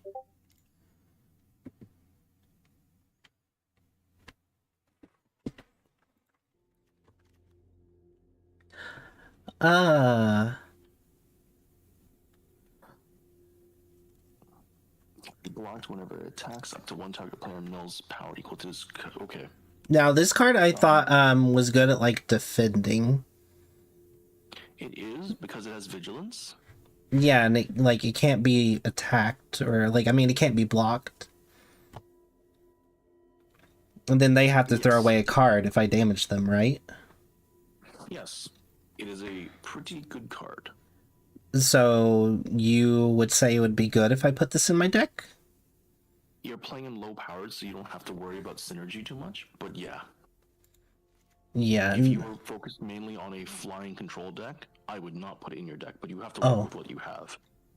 Oh, okay. I was gonna say, and then this Cursed Windbreaker, it gives monsters fly. It gives it fly, but Yeah. it also does a weird thing, which is manifest dread. Hmm. And I don't think you want to do manifest dread because remember, you see the equip cost at the bottom there, which is 3. Oh, yeah, that's a lot. Never mind. The thing is, if you go over it again and hover over it, read the text. So it's 3 mana, and when it enters, you manifest dread, and then you equip the equipment to that creature. To manifest dread, you look at the top 2 cards of your library. You put one face down as a 2/2, and the other into the graveyard. So it does give you a creature to attach it to immediately, but you're messing up with like the top of your deck a little bit. True. And then this card. What do you think of this card? Start your engines. When it enters, create 2 flying Thopters. Max speed, create 2 more Thopters. I think it's actually okay. It's a decent card. For 3 mana, it gives you 2 flyers. And then in like, what, 3 turns, you can pay 2 mana and gives you 2 more flyers. Yeah. Okay. Hi Sky, happy Easter. It went good. I won $20, Sky. Yeah. I'd love to play you sometime, Droplet, but I've got to play on even playing ground. You're gonna wait until I know this game. Yeah, I'll wait until you know the game. So, the Shark is actually a really good card. I think it's an actually expensive card. That is Lance, yes. I own one of these. They cost like $15 or something. Okay. Whenever you cast a non-creature spell, you incubate X, where X is that spell's value. It's a good card. It's not super great in your deck. Okay. Okay. It is flying. I think you can pop it in there. What? 3 for 2. It's a little expensive, but it also starts your engines. Yeah, You're working with start your engines. but we didn't put him in my deck, did we? You didn't. You can. He makes a good defender. Okay, wait. Yeah, he does make a good defender. So wait, if I have him in, wait, hold on. So each turn he revs up to 4, right? Like he revs up 1, 2, 3, 4. The only way you can rev your engine is if you deal damage to your opponent. So if you're not hurting them, your engines aren't going up. Wait, hold on. Would you like me to explain start your engines? Oh, when the opponent's lead. Never mind. I didn't read it all. Never mind. And then this card, Never mind, that card doesn't do it. Okay, well, okay. Never mind, I understand it. How would I, with this in there, how would I get the engine speed thingy up faster? So you wouldn't really. Okay. The thing with start your engines is, the second you play a card that says start your engine, your speed is now 1. Whenever you deal damage to a person through combat on your turn, your engine speed goes up by 1 and only ever by 1 per turn. Oh, okay. You set up. Starting your engine is good as a setup, but then you still have to get to max speed another way. Okay. It's Oh. less of a game-winning mechanic and more of just added bonus synergy on top of what you're already doing. Yes. Nice Zolos. I'm glad that you've had fun with that. Oh, is this card good? When it dies, investigate. It's a little overcosted. Okay. Even though that it makes a token to draw stuff? Oh, wait, it has to spend 2 mana. Never It's mind. gonna die. Yeah, And okay. you don't really. The whole idea of having your creatures is to not have them die. It's to have them be there and accumulate stuff. Okay.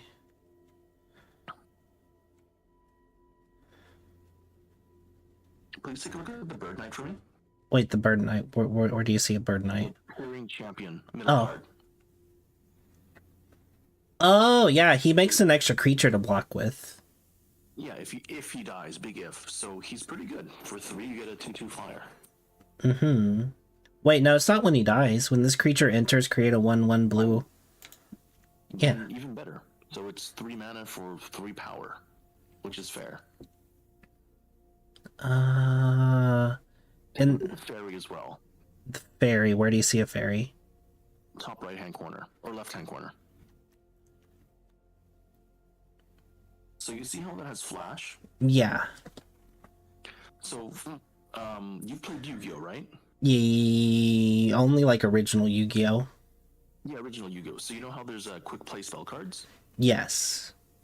Flash makes everything that you want to play a quick play spell card. Oh, okay, so add that.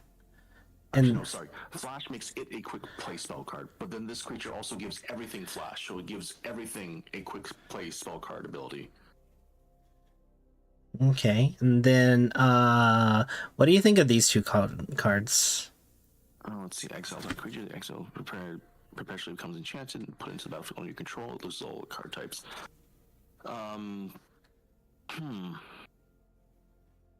It's not bad. It's 4 costs to steal something. Yeah. Because there's like this, but then there's this.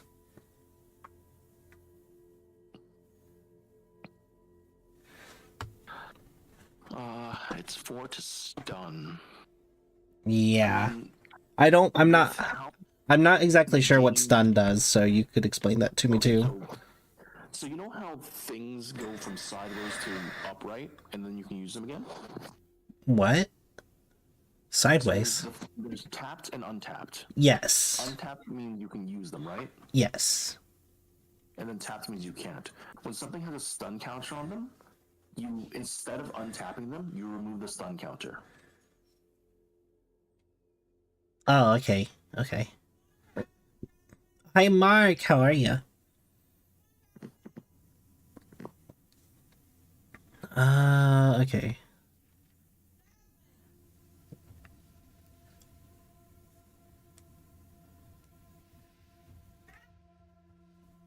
I think that's a pretty okay card. It's a little expensive, but it has flying and vigilance.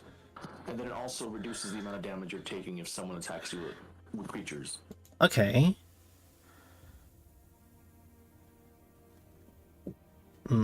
Maybe some cheaper flying cards I should use. I think that's kind of it for you. Yeah, kind of. If you click on the colorless, you might find some colorless options.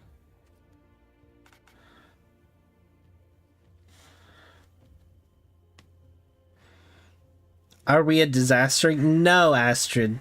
Today I am just playing for fun. We are still playing at 11. You only need to add one more card. Yeah. But I want it to be like a cheap monster or something. Do you think it should be a cheap monster or no? So if you take a look at the left-hand corner, you'll see next to test build, that's your mana curve. Wait, where do you see a fucking mana curve? So next, right there, you see that? That's the mana curve. Click on it. There you go. That's where everything is. You want the average to be 3, which is pretty good. Okay. And then you see how there's the creatures and non-creatures. You are creature heavy, but it honestly works because you're working on flyers to hurt them, and then everything else to hinder them. Okay. What are we playing later? It should be Poppy Playtime. So you think It should always be a bell curve for your mana, which is kind of is a bell curve right now.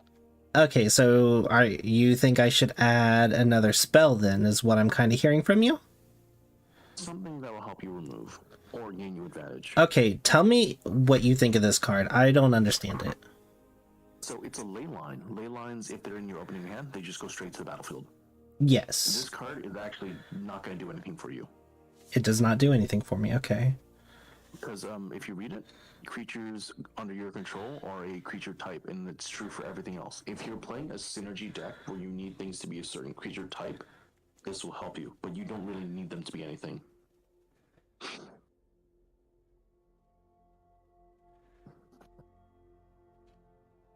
Should I add this? Because like I can use my creatures if it's early to draw, or no? Do you think this card's bad? It's not that bad because it's an instant, so you can do it during your opponent's end turn to convoke your creatures to draw 2 cards before your turn starts. It is overcosted, but it has its uses. Oh, okay. So if I decide not to, okay, hold on. Let's say I don't attack my turn, right? And so my cards are untapped, and I'm like, well, I want my health to take the hit instead of my creatures. I could, after their attack and everything, I could use this, and then when it hits my turn, they're already untapped. Yes, but okay. Here's I guess the way that it's optimally used. You leave your creatures untapped, threateningly, so they don't want to attack you, right? Because Yes. then you might like block their creatures and kill them. Yes. So when they're moving to their end step, you tap down your creatures to help pay for this card, and play it for the 1 mana. Okay. It becomes your turn, and your creatures are untapped again, and you didn't take any damage or anything. Okay. Okay. Let's see if I can use the test build deck thing. No, I can. Oh wait. Scroll down. Oh, there's a 3. No. Invalid. 3 non-format cards.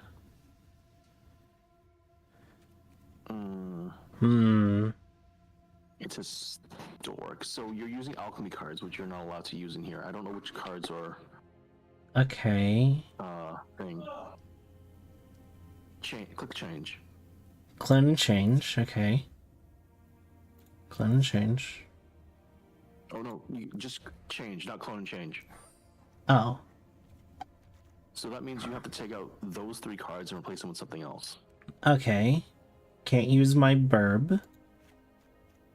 Or the other. Oh, okay. Okay.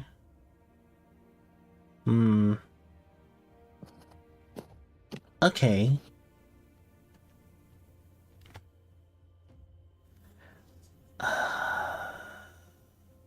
Should I use this guy? No, you don't have green to do its secondary ability.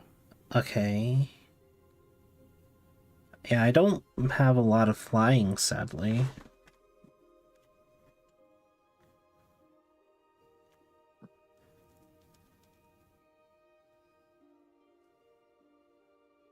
You don't have any pirates either.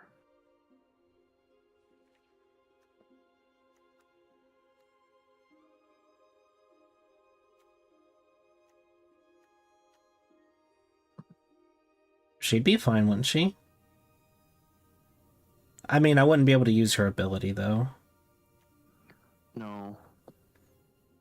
I think she makes an okay defender. Wait, targeting opponents, anything they control and or cards in their graveyard is a crime. What's that mean? So, to commit a crime, you just have to point an effect at them. So, for example, unsummon, it targets one of their creatures. That is a crime. Oh, so wait, I could use this card then. Yes. And it would be good at defending because it's cheap. Okay. Yes.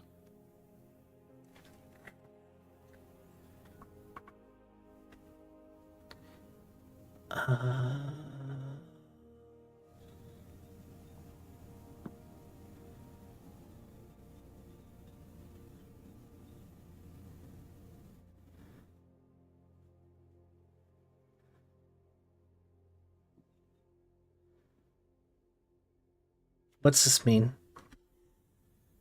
Target creature's owner. You put it at the top. You point to a creature, and then you give the opponent a chance to put it at the bottom or the top of their deck. Okay.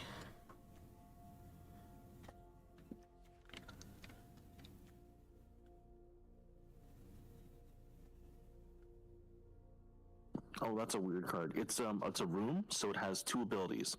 You can play it for one ability or the other, and then it gives you the option to pay the other ability later on when you want. Okay, so it's kind of plays like a unsummon. Yeah, I think it's a pretty good card. It's unsummon, and then when you want to use the other ability, whenever your creatures deal damage, you draw cards. Okay. Okay, so if I use this meat locker thing, I'd take out. I mean, I would put one of his cards out of commission for 3 turns, right? for 3 turns, and then if you use the other one, you draw 3 cards and discard a card. Okay, then do those 2 then.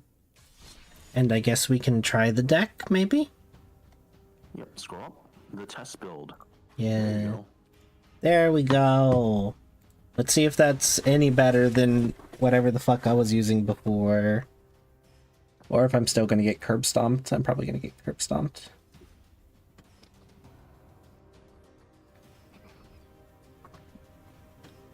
Yeah. Yeah. With my help. I do not if you need to go. Yeah. Thank you I for... need to go. I'll stick around for this match, and then I'll probably go do what I need to do. Yeah, sounds good. Thank you for being Encyclopedia. No worries. Now, so when you're playing, would you call this a good hand if I only have 3 land cards, or would you be like Mulligan? No, keep it. Keep the it? AI is actually pretty good at giving you hands. A 3 to 4 land hand is pretty good. Now you're not too worried about getting more lands. If the next card's a land, put it to the bottom. Drag it, put it to the bottom. Oh, okay. Why am I putting it to the bottom? You've got 2 lands in your hand, and there's a good chance one of the other cards that you're going to draw next is going to be a land. Okay. If you had like 1 more land in your hand, then you probably want to keep the land at the top. Otherwise, you know. See, exactly. If Yeah. you had that, then you would have been like stuck with more lands. Yes. Do you think I should play this? Definitely, you want to play as much as you can early, especially if they're creatures, to get a board established. And then... Discard a card. You have enough lands. You can afford to remove a land, Okay. or anything else if you want. Like my recommendation is land, but you choose whatever else. I would do land.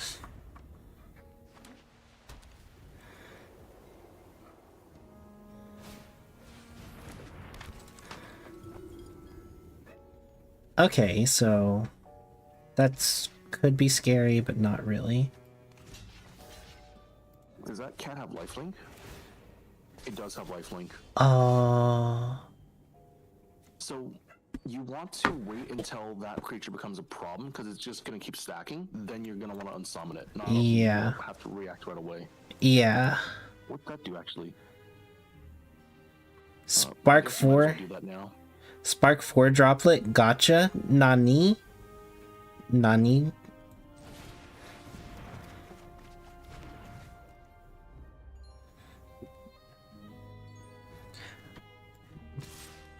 Would you say I should attack? Definitely. You either make him lose that creature early, or he takes damage. Okay.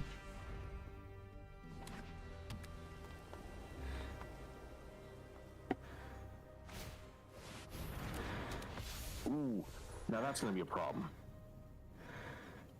+1 instead.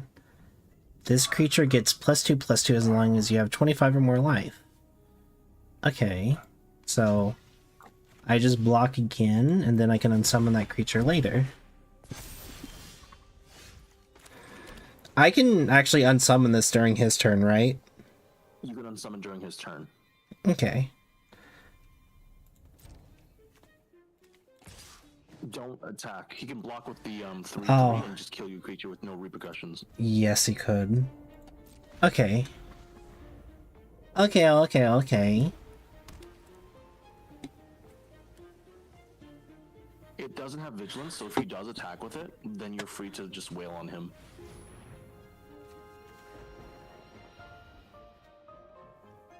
Okay, he's taking out another kitty cat.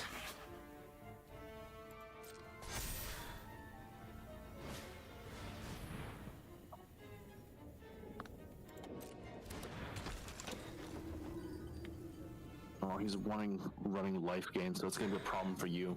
Yeah.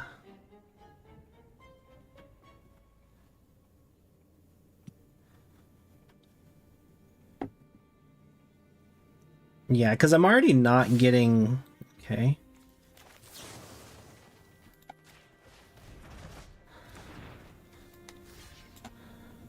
That's flying, so you can't really block it. Yeah.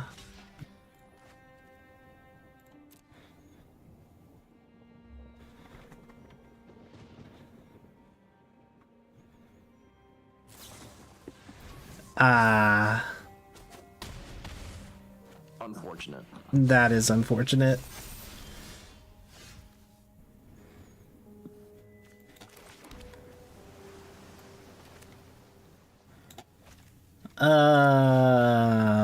Things. Then you can play one of your big guys.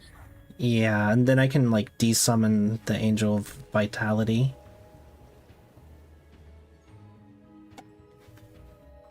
What's your other Sphinx do?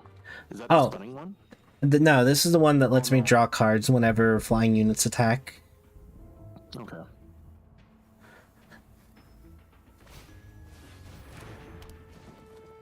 Oh no. He cannot. Okay.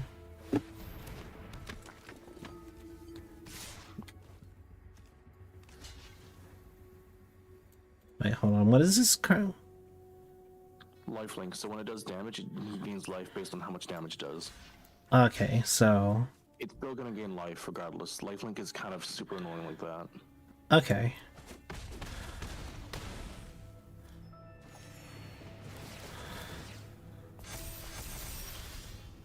Okay.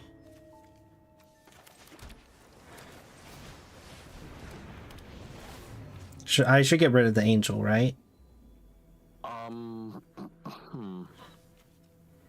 I think so, but at the same time, those guys are getting big, and they'll only get bigger.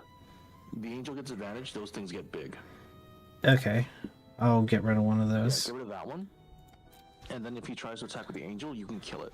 Yes. Same with the other little guy.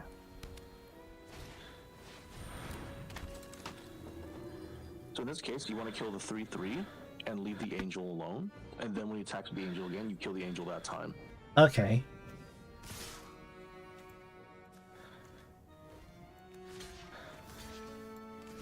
And then I still want to block with like the Wall of Runes, right?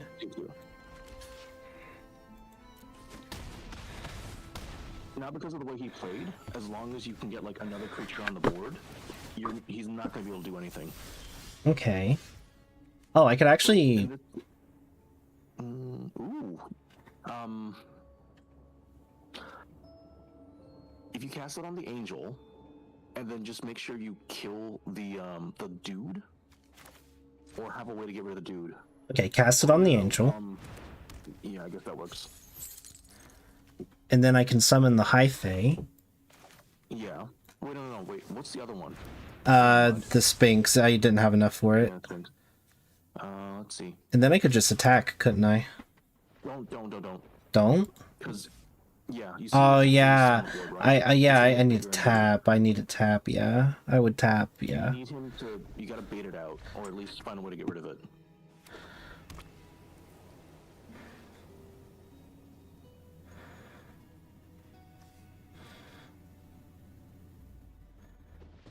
See, now he's taking long for his turns. He's gotta think. Yeah. Yeah, kill 3/3. Oh, you can put your other guy in front of the 1/1. Oh fuck, I didn't think of that.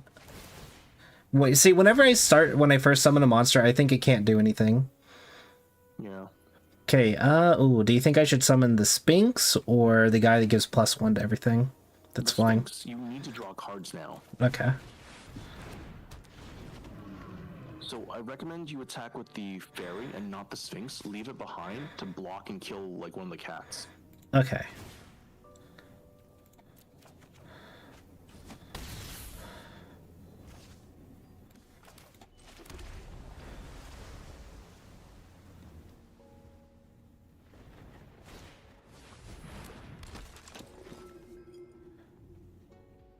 Gain 1 life.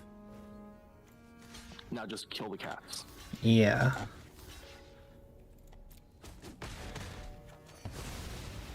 Oh, wow. You are now. He's now kind of screwed. He really is. Should I attack? Do you want to leave your big Sphinx like to block still, but everything else can go? Oh, the Riddle Master Sphinx I should... Leave the 4/7. Leave the 4/7. The 6/5 can attack. Oh, okay. Yeah.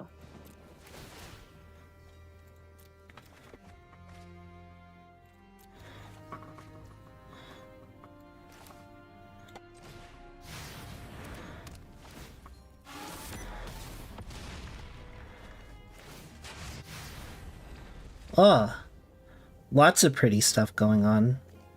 That's your speed. Yeah!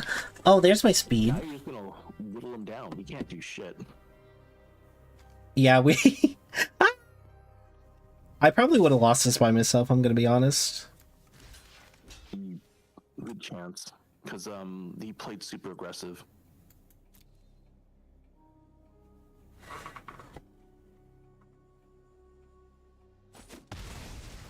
So, you know he does have a card that can boost his creatures by 2. But, so keep that in mind. So make sure you keep anything that has a bigger defense line just like lying around to protect you. Yeah, I'm gonna keep the Sphinx unattacking for defense. Yeah. Look at all that advantage. So many cards, fuck. So many cards.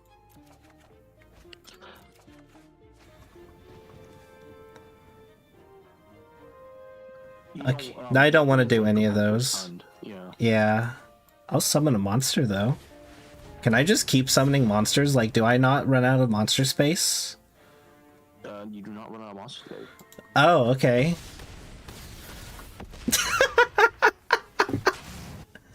Oh my god.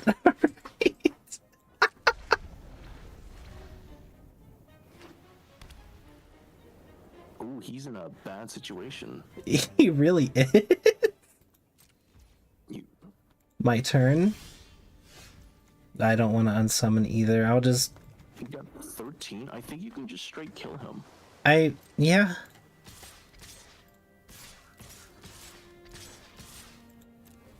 Congratulations, Droplet. You have now, with your own hands, created a deck that just destroys people. I love this. Be careful, though. Look at your library. Wait, what about my library? Draw, like, your deck out, you will lose. Oh, I can deck out? That's a thing in this game? Deck out. Yes, Oh. that's a thing in this game. Oh, So, yeah, okay. be wary of that. Oh, okay. I don't want to use that card. Never mind. Okay. 14, congrats. You styled on them. Ah, thank you, Saku. Thank you. Yes, this feels better than what I was using. No problem. I hope you have more fun with this, and I hope we can play sometime too. Oh yeah, okay, listen. You're gonna have to explain more to me if I try to build another deck. So, I think, based on how you are, you'd probably like to play white-blue, or blue-black, or white-blue-black. White-blue is control, where you're really just telling your opponents and messing with them. Blue-black is you're also controlling, but you're killing more than controlling. Yeah, I would like blue-black. White-blue-black is a combination of all 3. Or I meant blue-black, sorry. Okay, well, have fun. Yeah. I will see you guys next time. Have fun, Droplets chat. Bye-bye. Bye.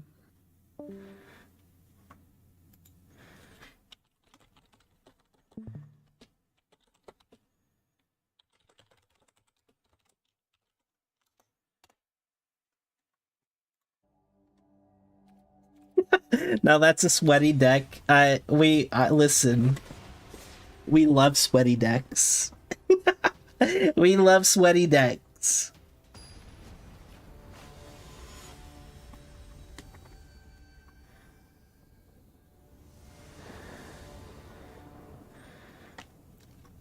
A Cloudkin. Oh, okay.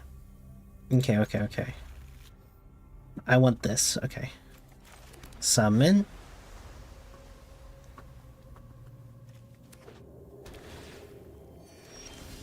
Gain 1 life. Let's summon our wall. Okay, and then I can scry. I want the creature.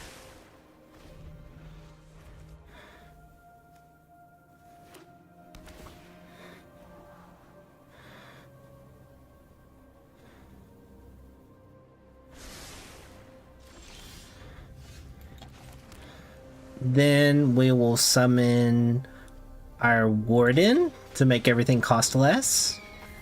There we go.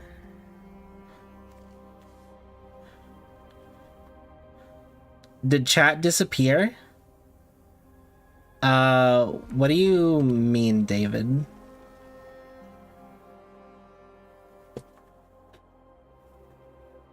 I only see myself?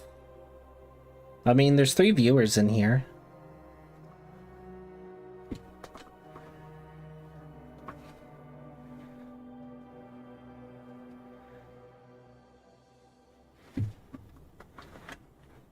I guess I'm not entirely understanding what you're meaning. Oh, fuck. Alright. Alright. No, there was more messages? No, that's only you. That's only you. That's on your end. You might need to refresh the stream.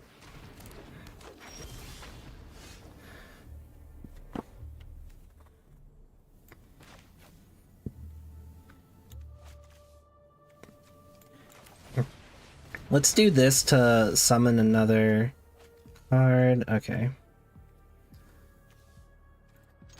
Then we're gonna attack with that. Fuck, you did? Alright, is it back to working for you?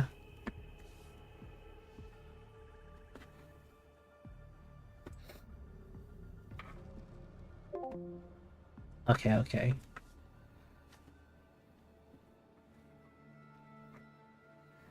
Nope, didn't help. Oh, okay, I'm gonna have to lock this creature. Fuck.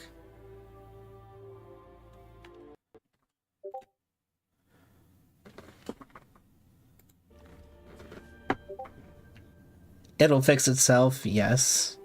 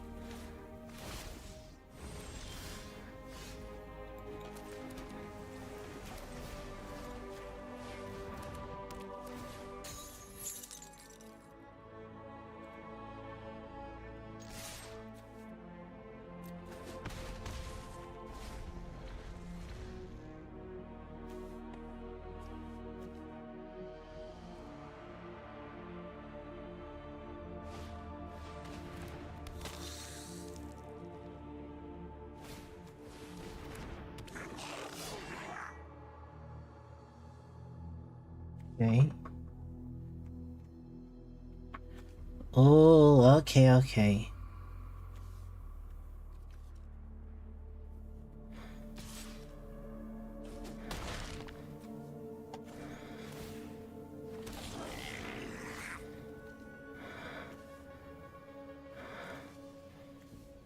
So let's do that.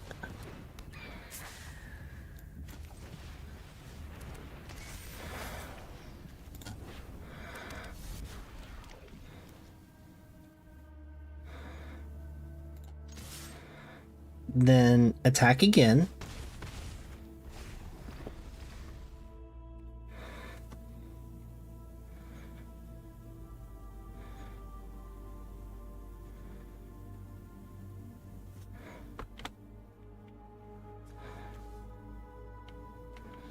And then we should probably play this or the Drake.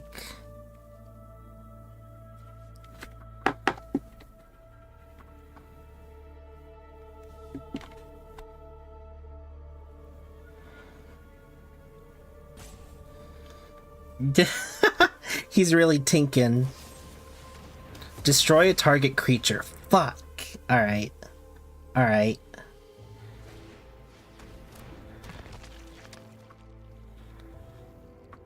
Oh, fuck. That. Ah, fuck. Okay.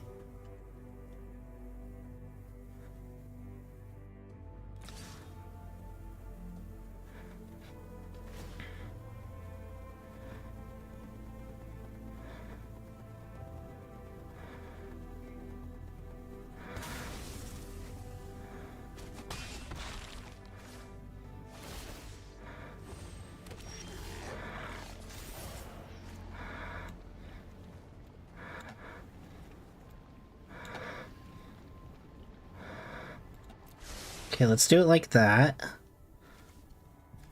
Add island.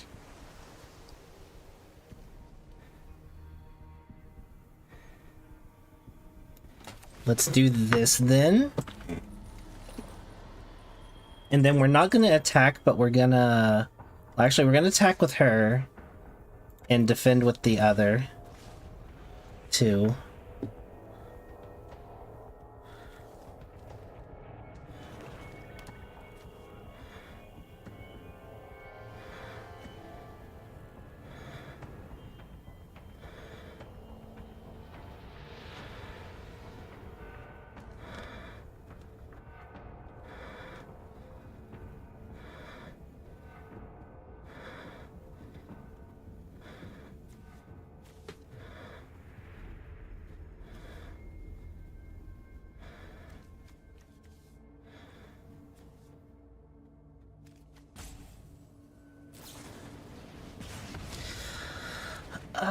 Okay.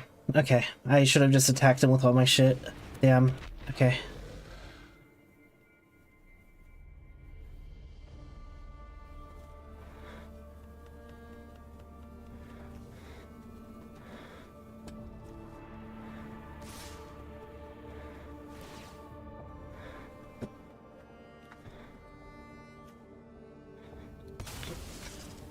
Chat got evaporated. Fair.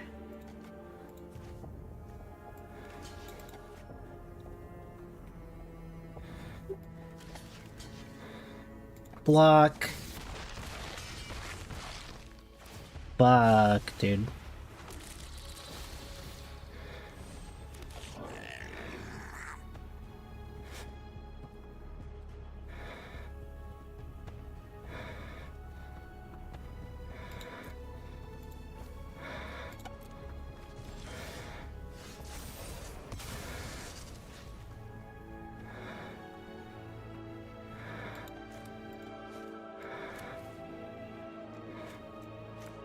I don't see any way out of this. I played wrong.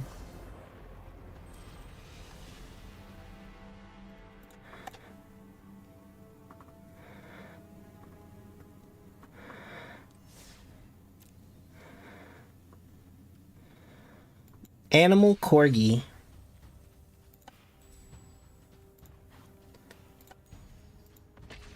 Corgi, corgi, corgi.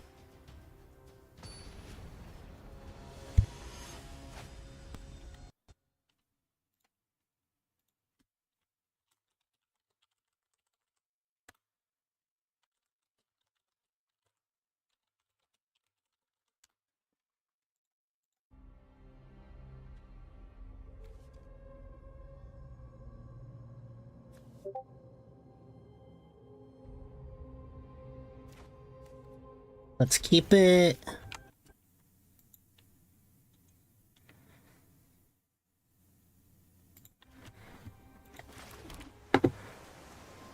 Next.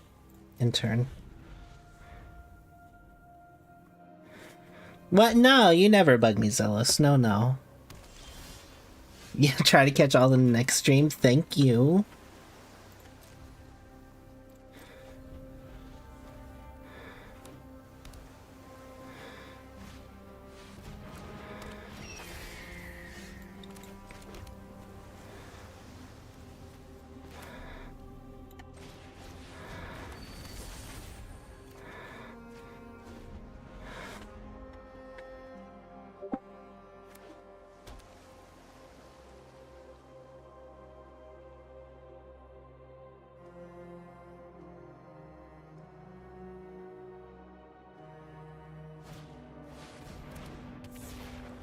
Really, you're already summoning that, huh?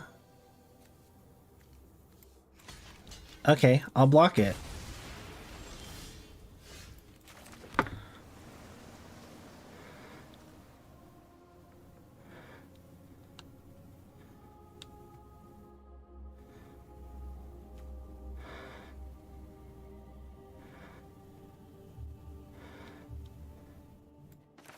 Then we're gonna... Then we're just gonna return your monster to your hand.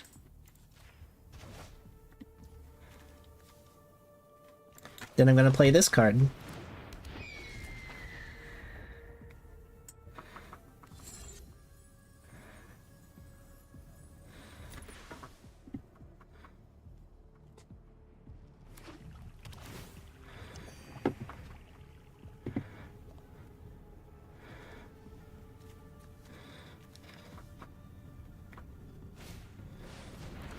Okay, okay.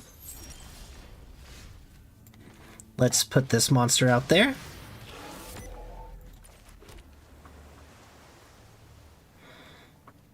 Next turn, go ahead and go.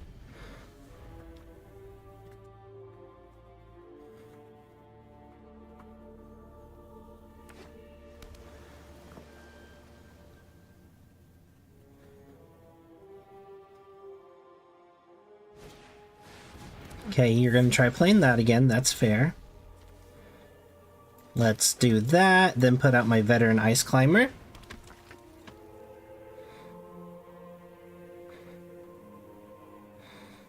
Okay, okay.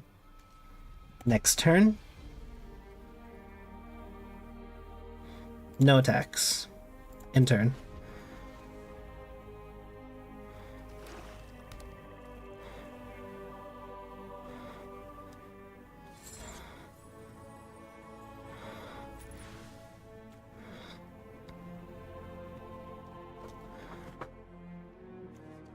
Then I can put your card to sleep if I really need to.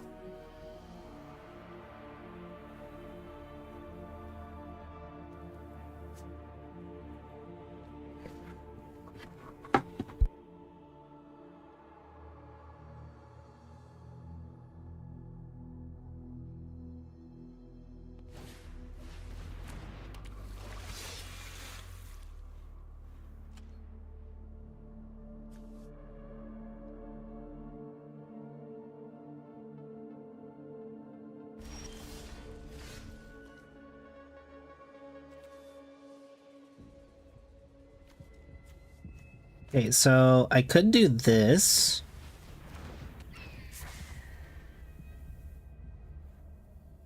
And then I'm actually gonna do this. Then I'm gonna make his monster get tapped. Next, you're gonna attack.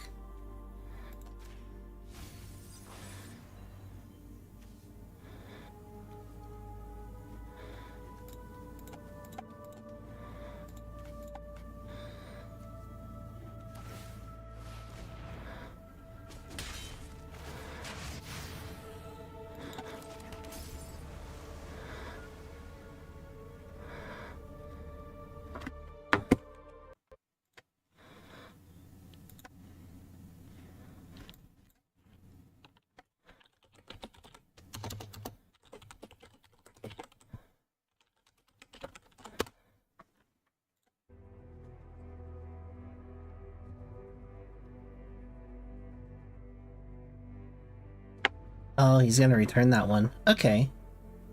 Fair enough.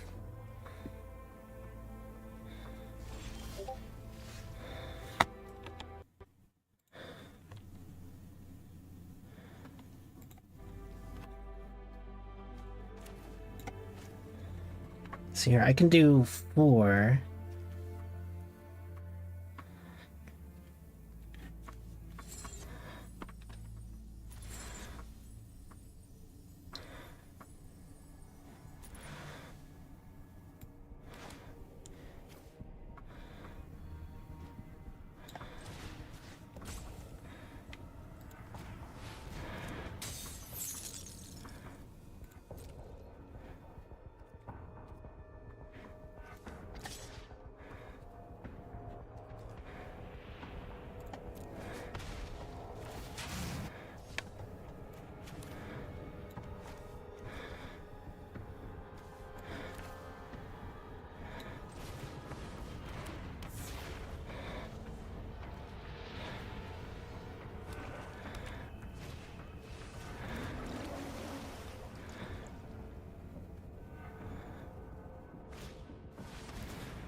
Oh, he's gonna put me to sleep now. That's good on him. Alright.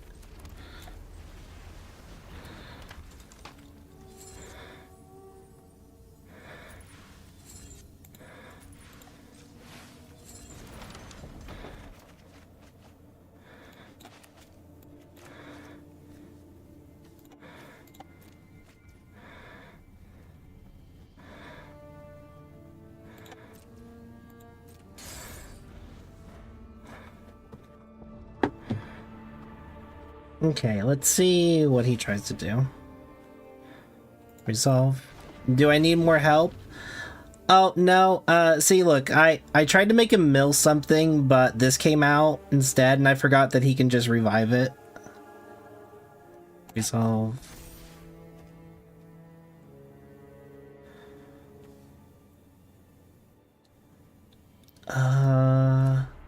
Let's just get that out of there.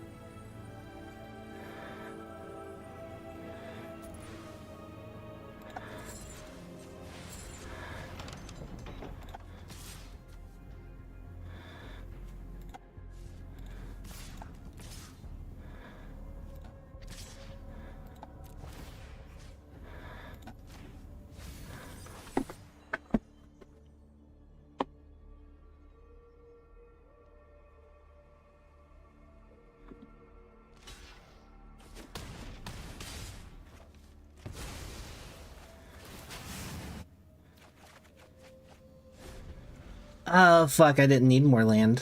Alright. This is kind of rough on me.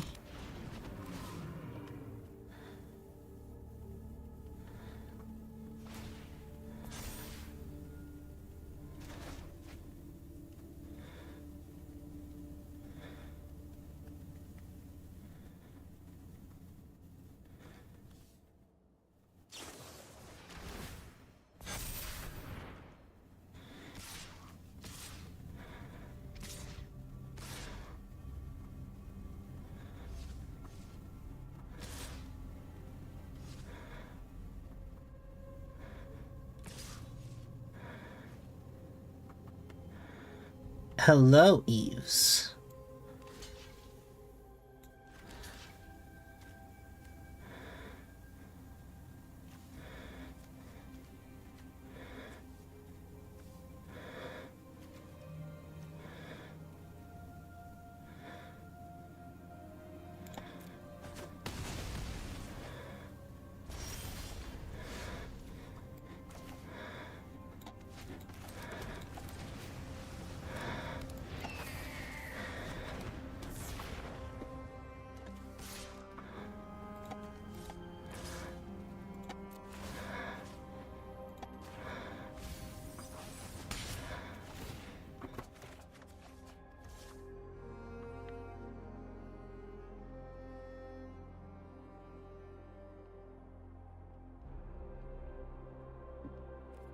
Okay. Could I...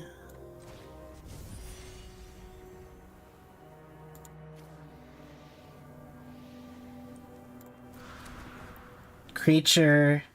Creature, okay.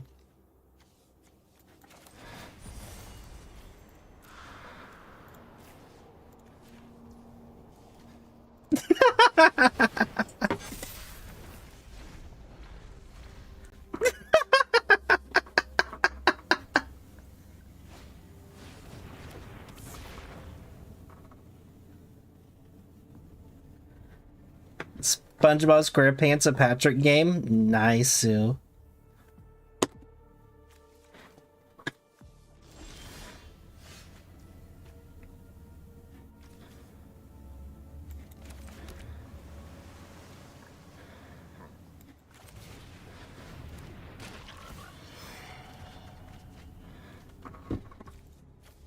Discard that. Let's then de-summon that. Let's play this. Let's do this.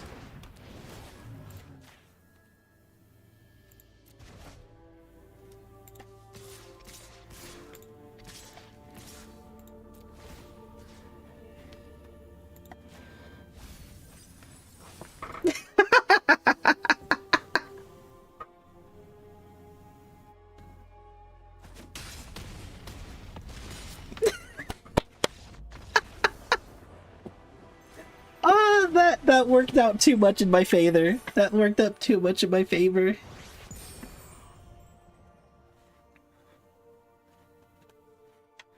SpongeBob SquarePants a Patrick game? Yes.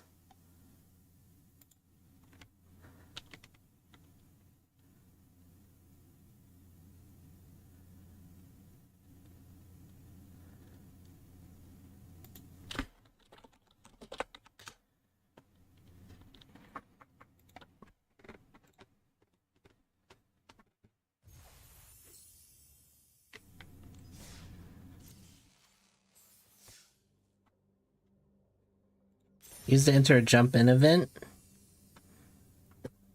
That was wild. He literally, I was just stopping him from doing everything.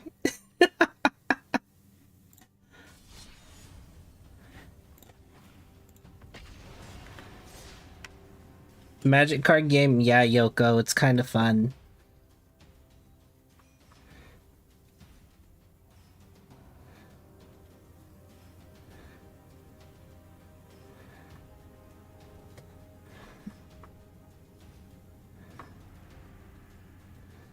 And it was just perfect because literally everything that I wanted to do was happening.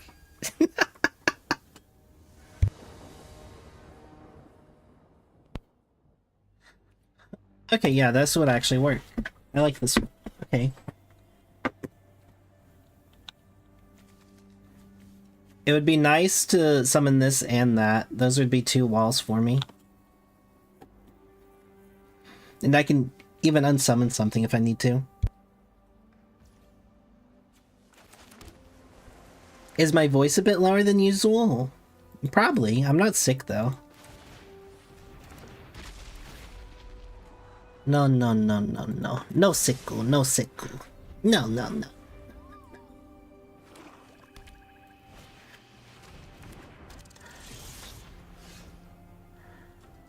Okay.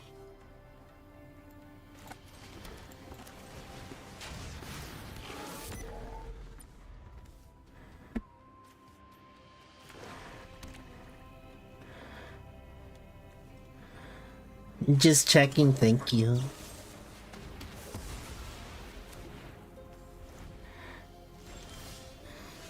Okay, he just destroyed that creature of mine. That's just not good at all. I need the land, so no. Next.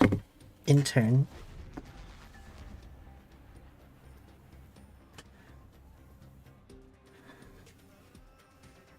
Well, it is kind of sad that he destroyed that, but honestly, I'm kind of happy that he decided to destroy that with his spell instead of something else.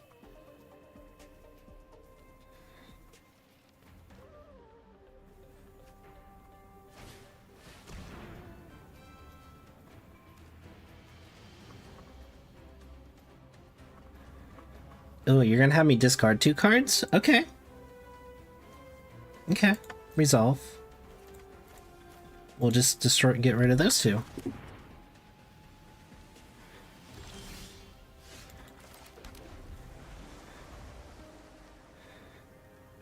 You know nothing about this game? I don't either. This is like my second day playing.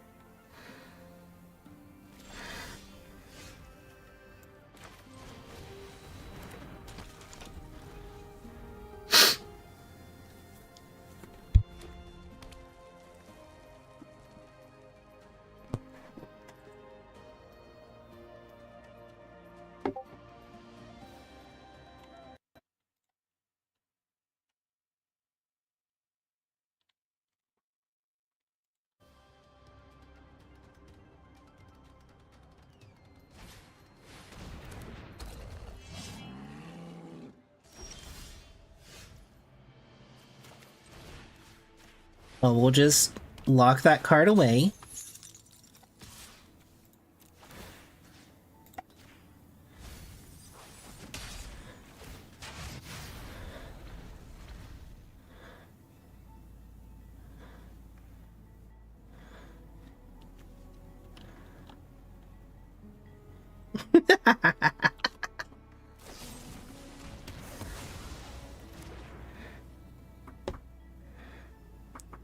Hi, I'm Little Droplet, and I crushed others in a tournament.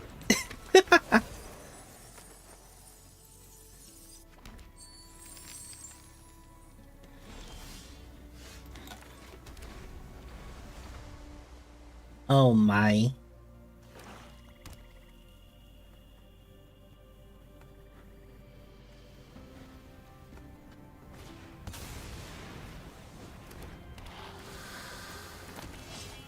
Okay, he's making a lot of low-level cards. That's kind of scary.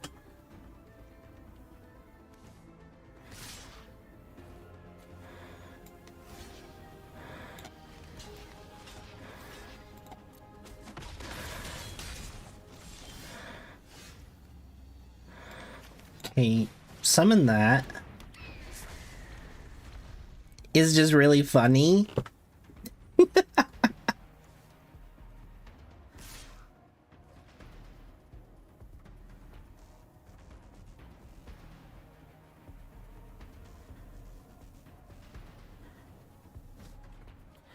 Okay, so...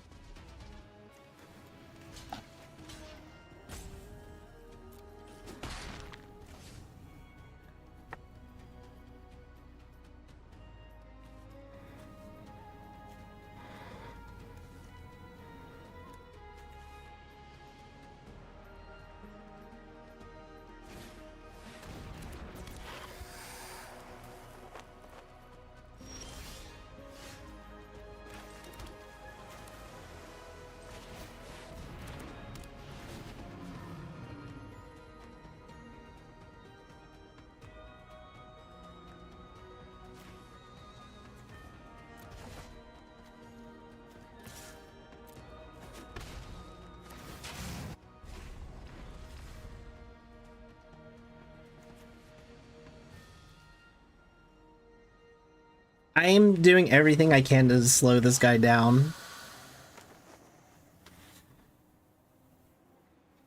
You love when Patrick has money guns? Yeah.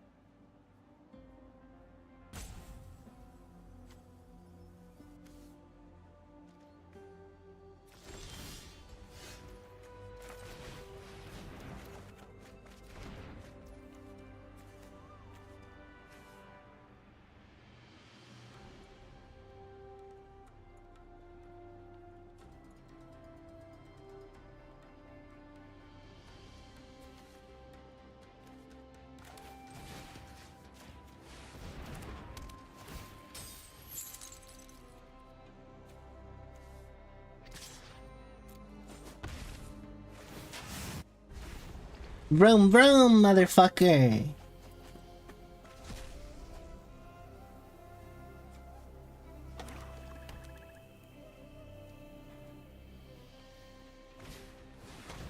You have that card? Fuck, I should have attacked then.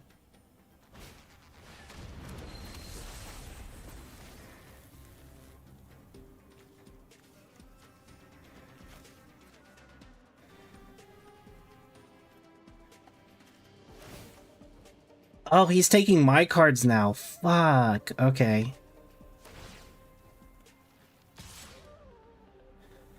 Jasper Flint steals your cards? Yeah, I didn't realize that. Okay.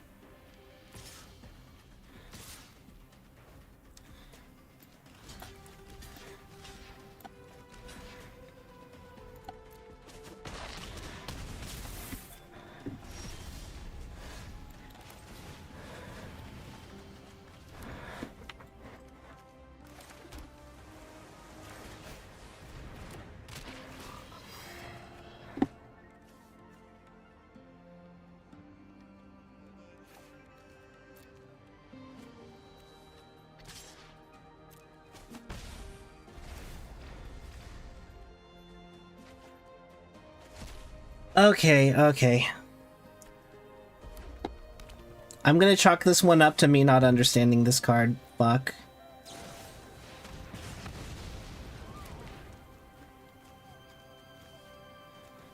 Okay. Okay. Yeah, he can do some fucking dirty stuff. Okay.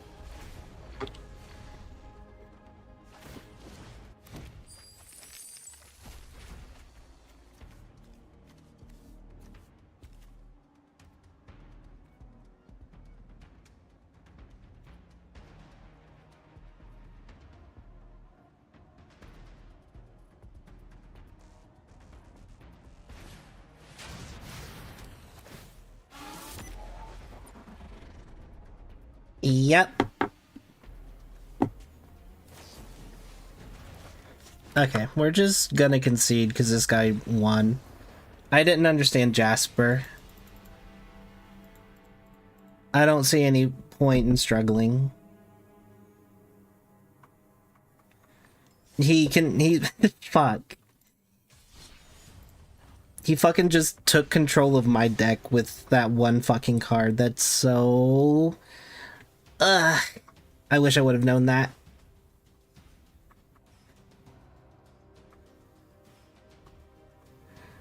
I would have played more aggressively if I would have known that. I probably could have killed him.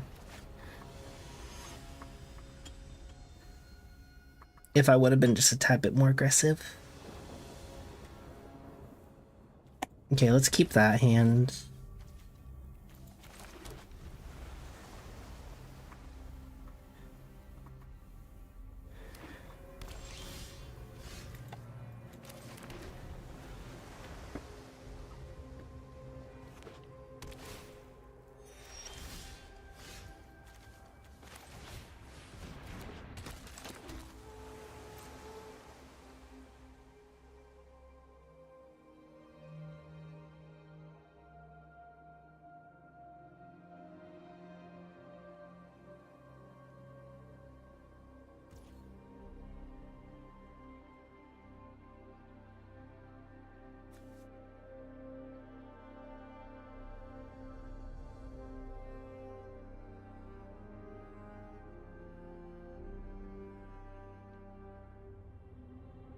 Oh, I need to intern.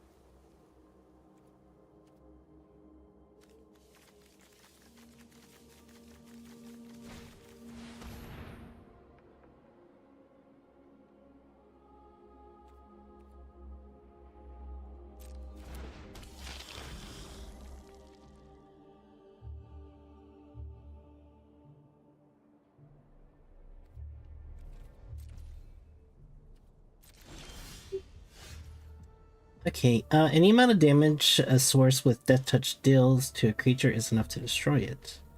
Damage dealt by a creature, planeswalker, or spell with lifelink also causes you gain that much life. Okay.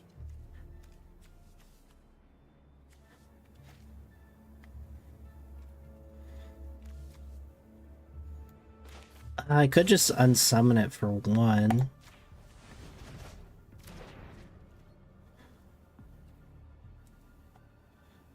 Attack.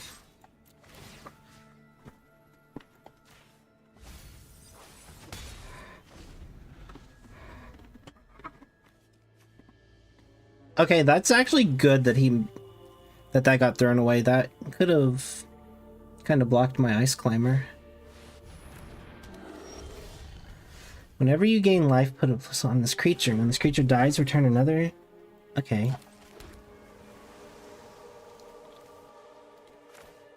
Let's now block that card from doing anything. Then attack again.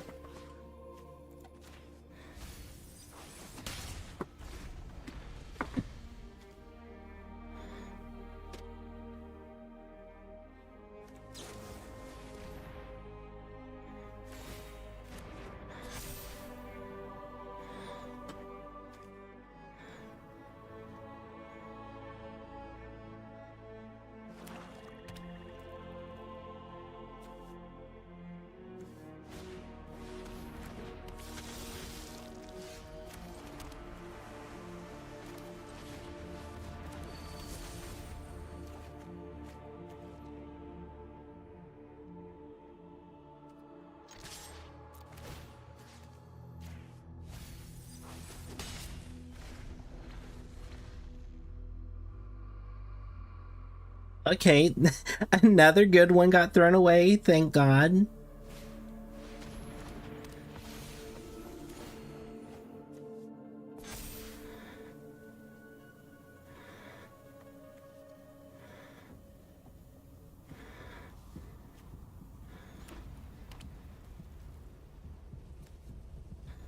Okay.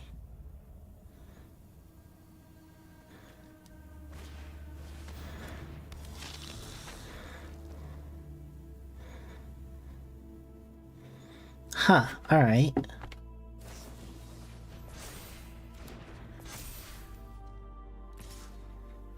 Okay, well, you can attack.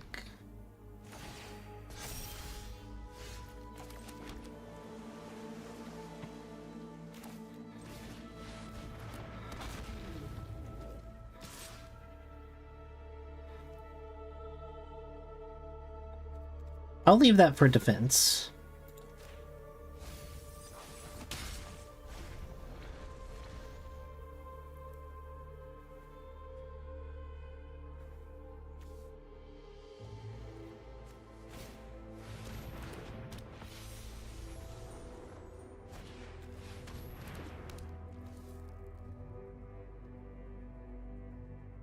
And you lose one life, alright.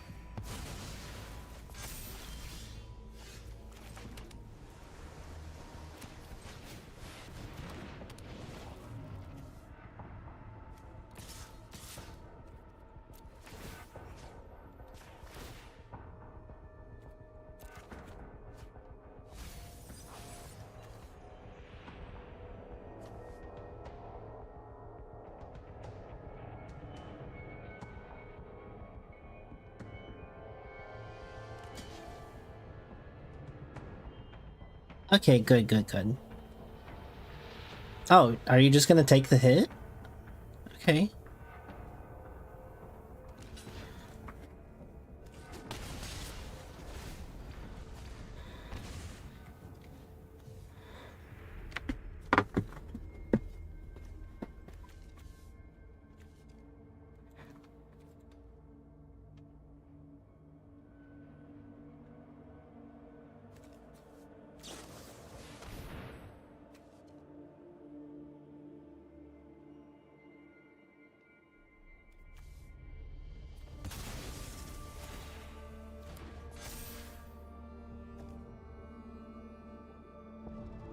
Okay, I can't slowly siphon his cards off anymore.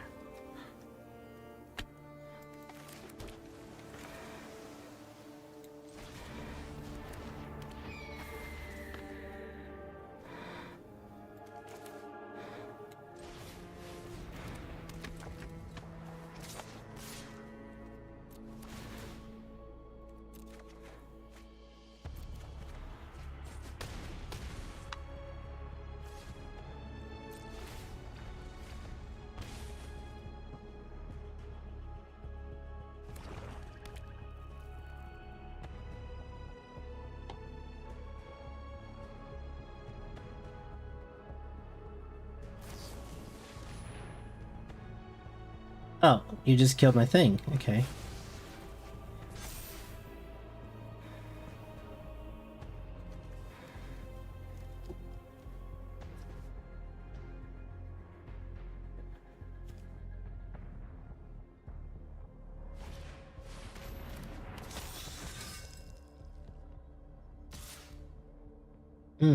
Okay.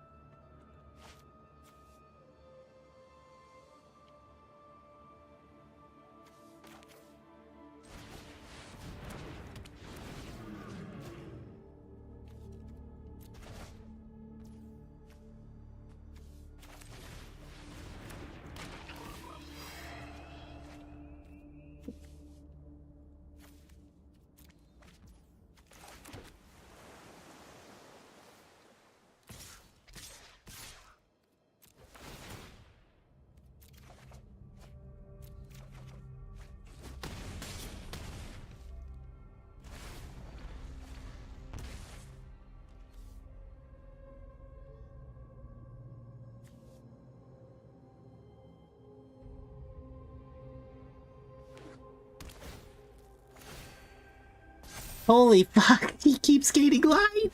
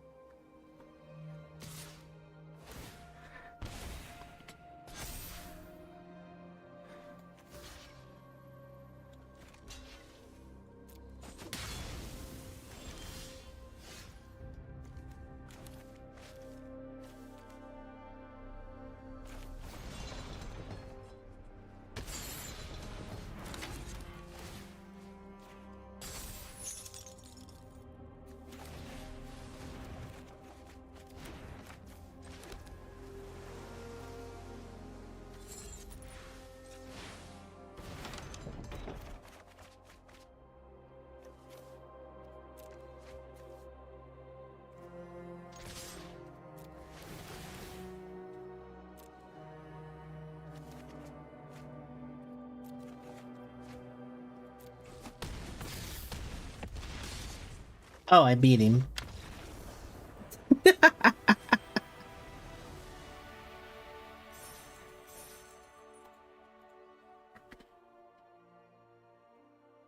I like that.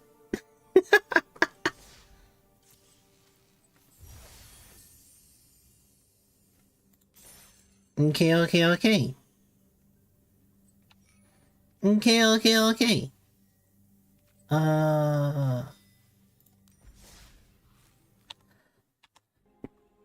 I am gonna call it here. Thank yous for watching more of my training arc.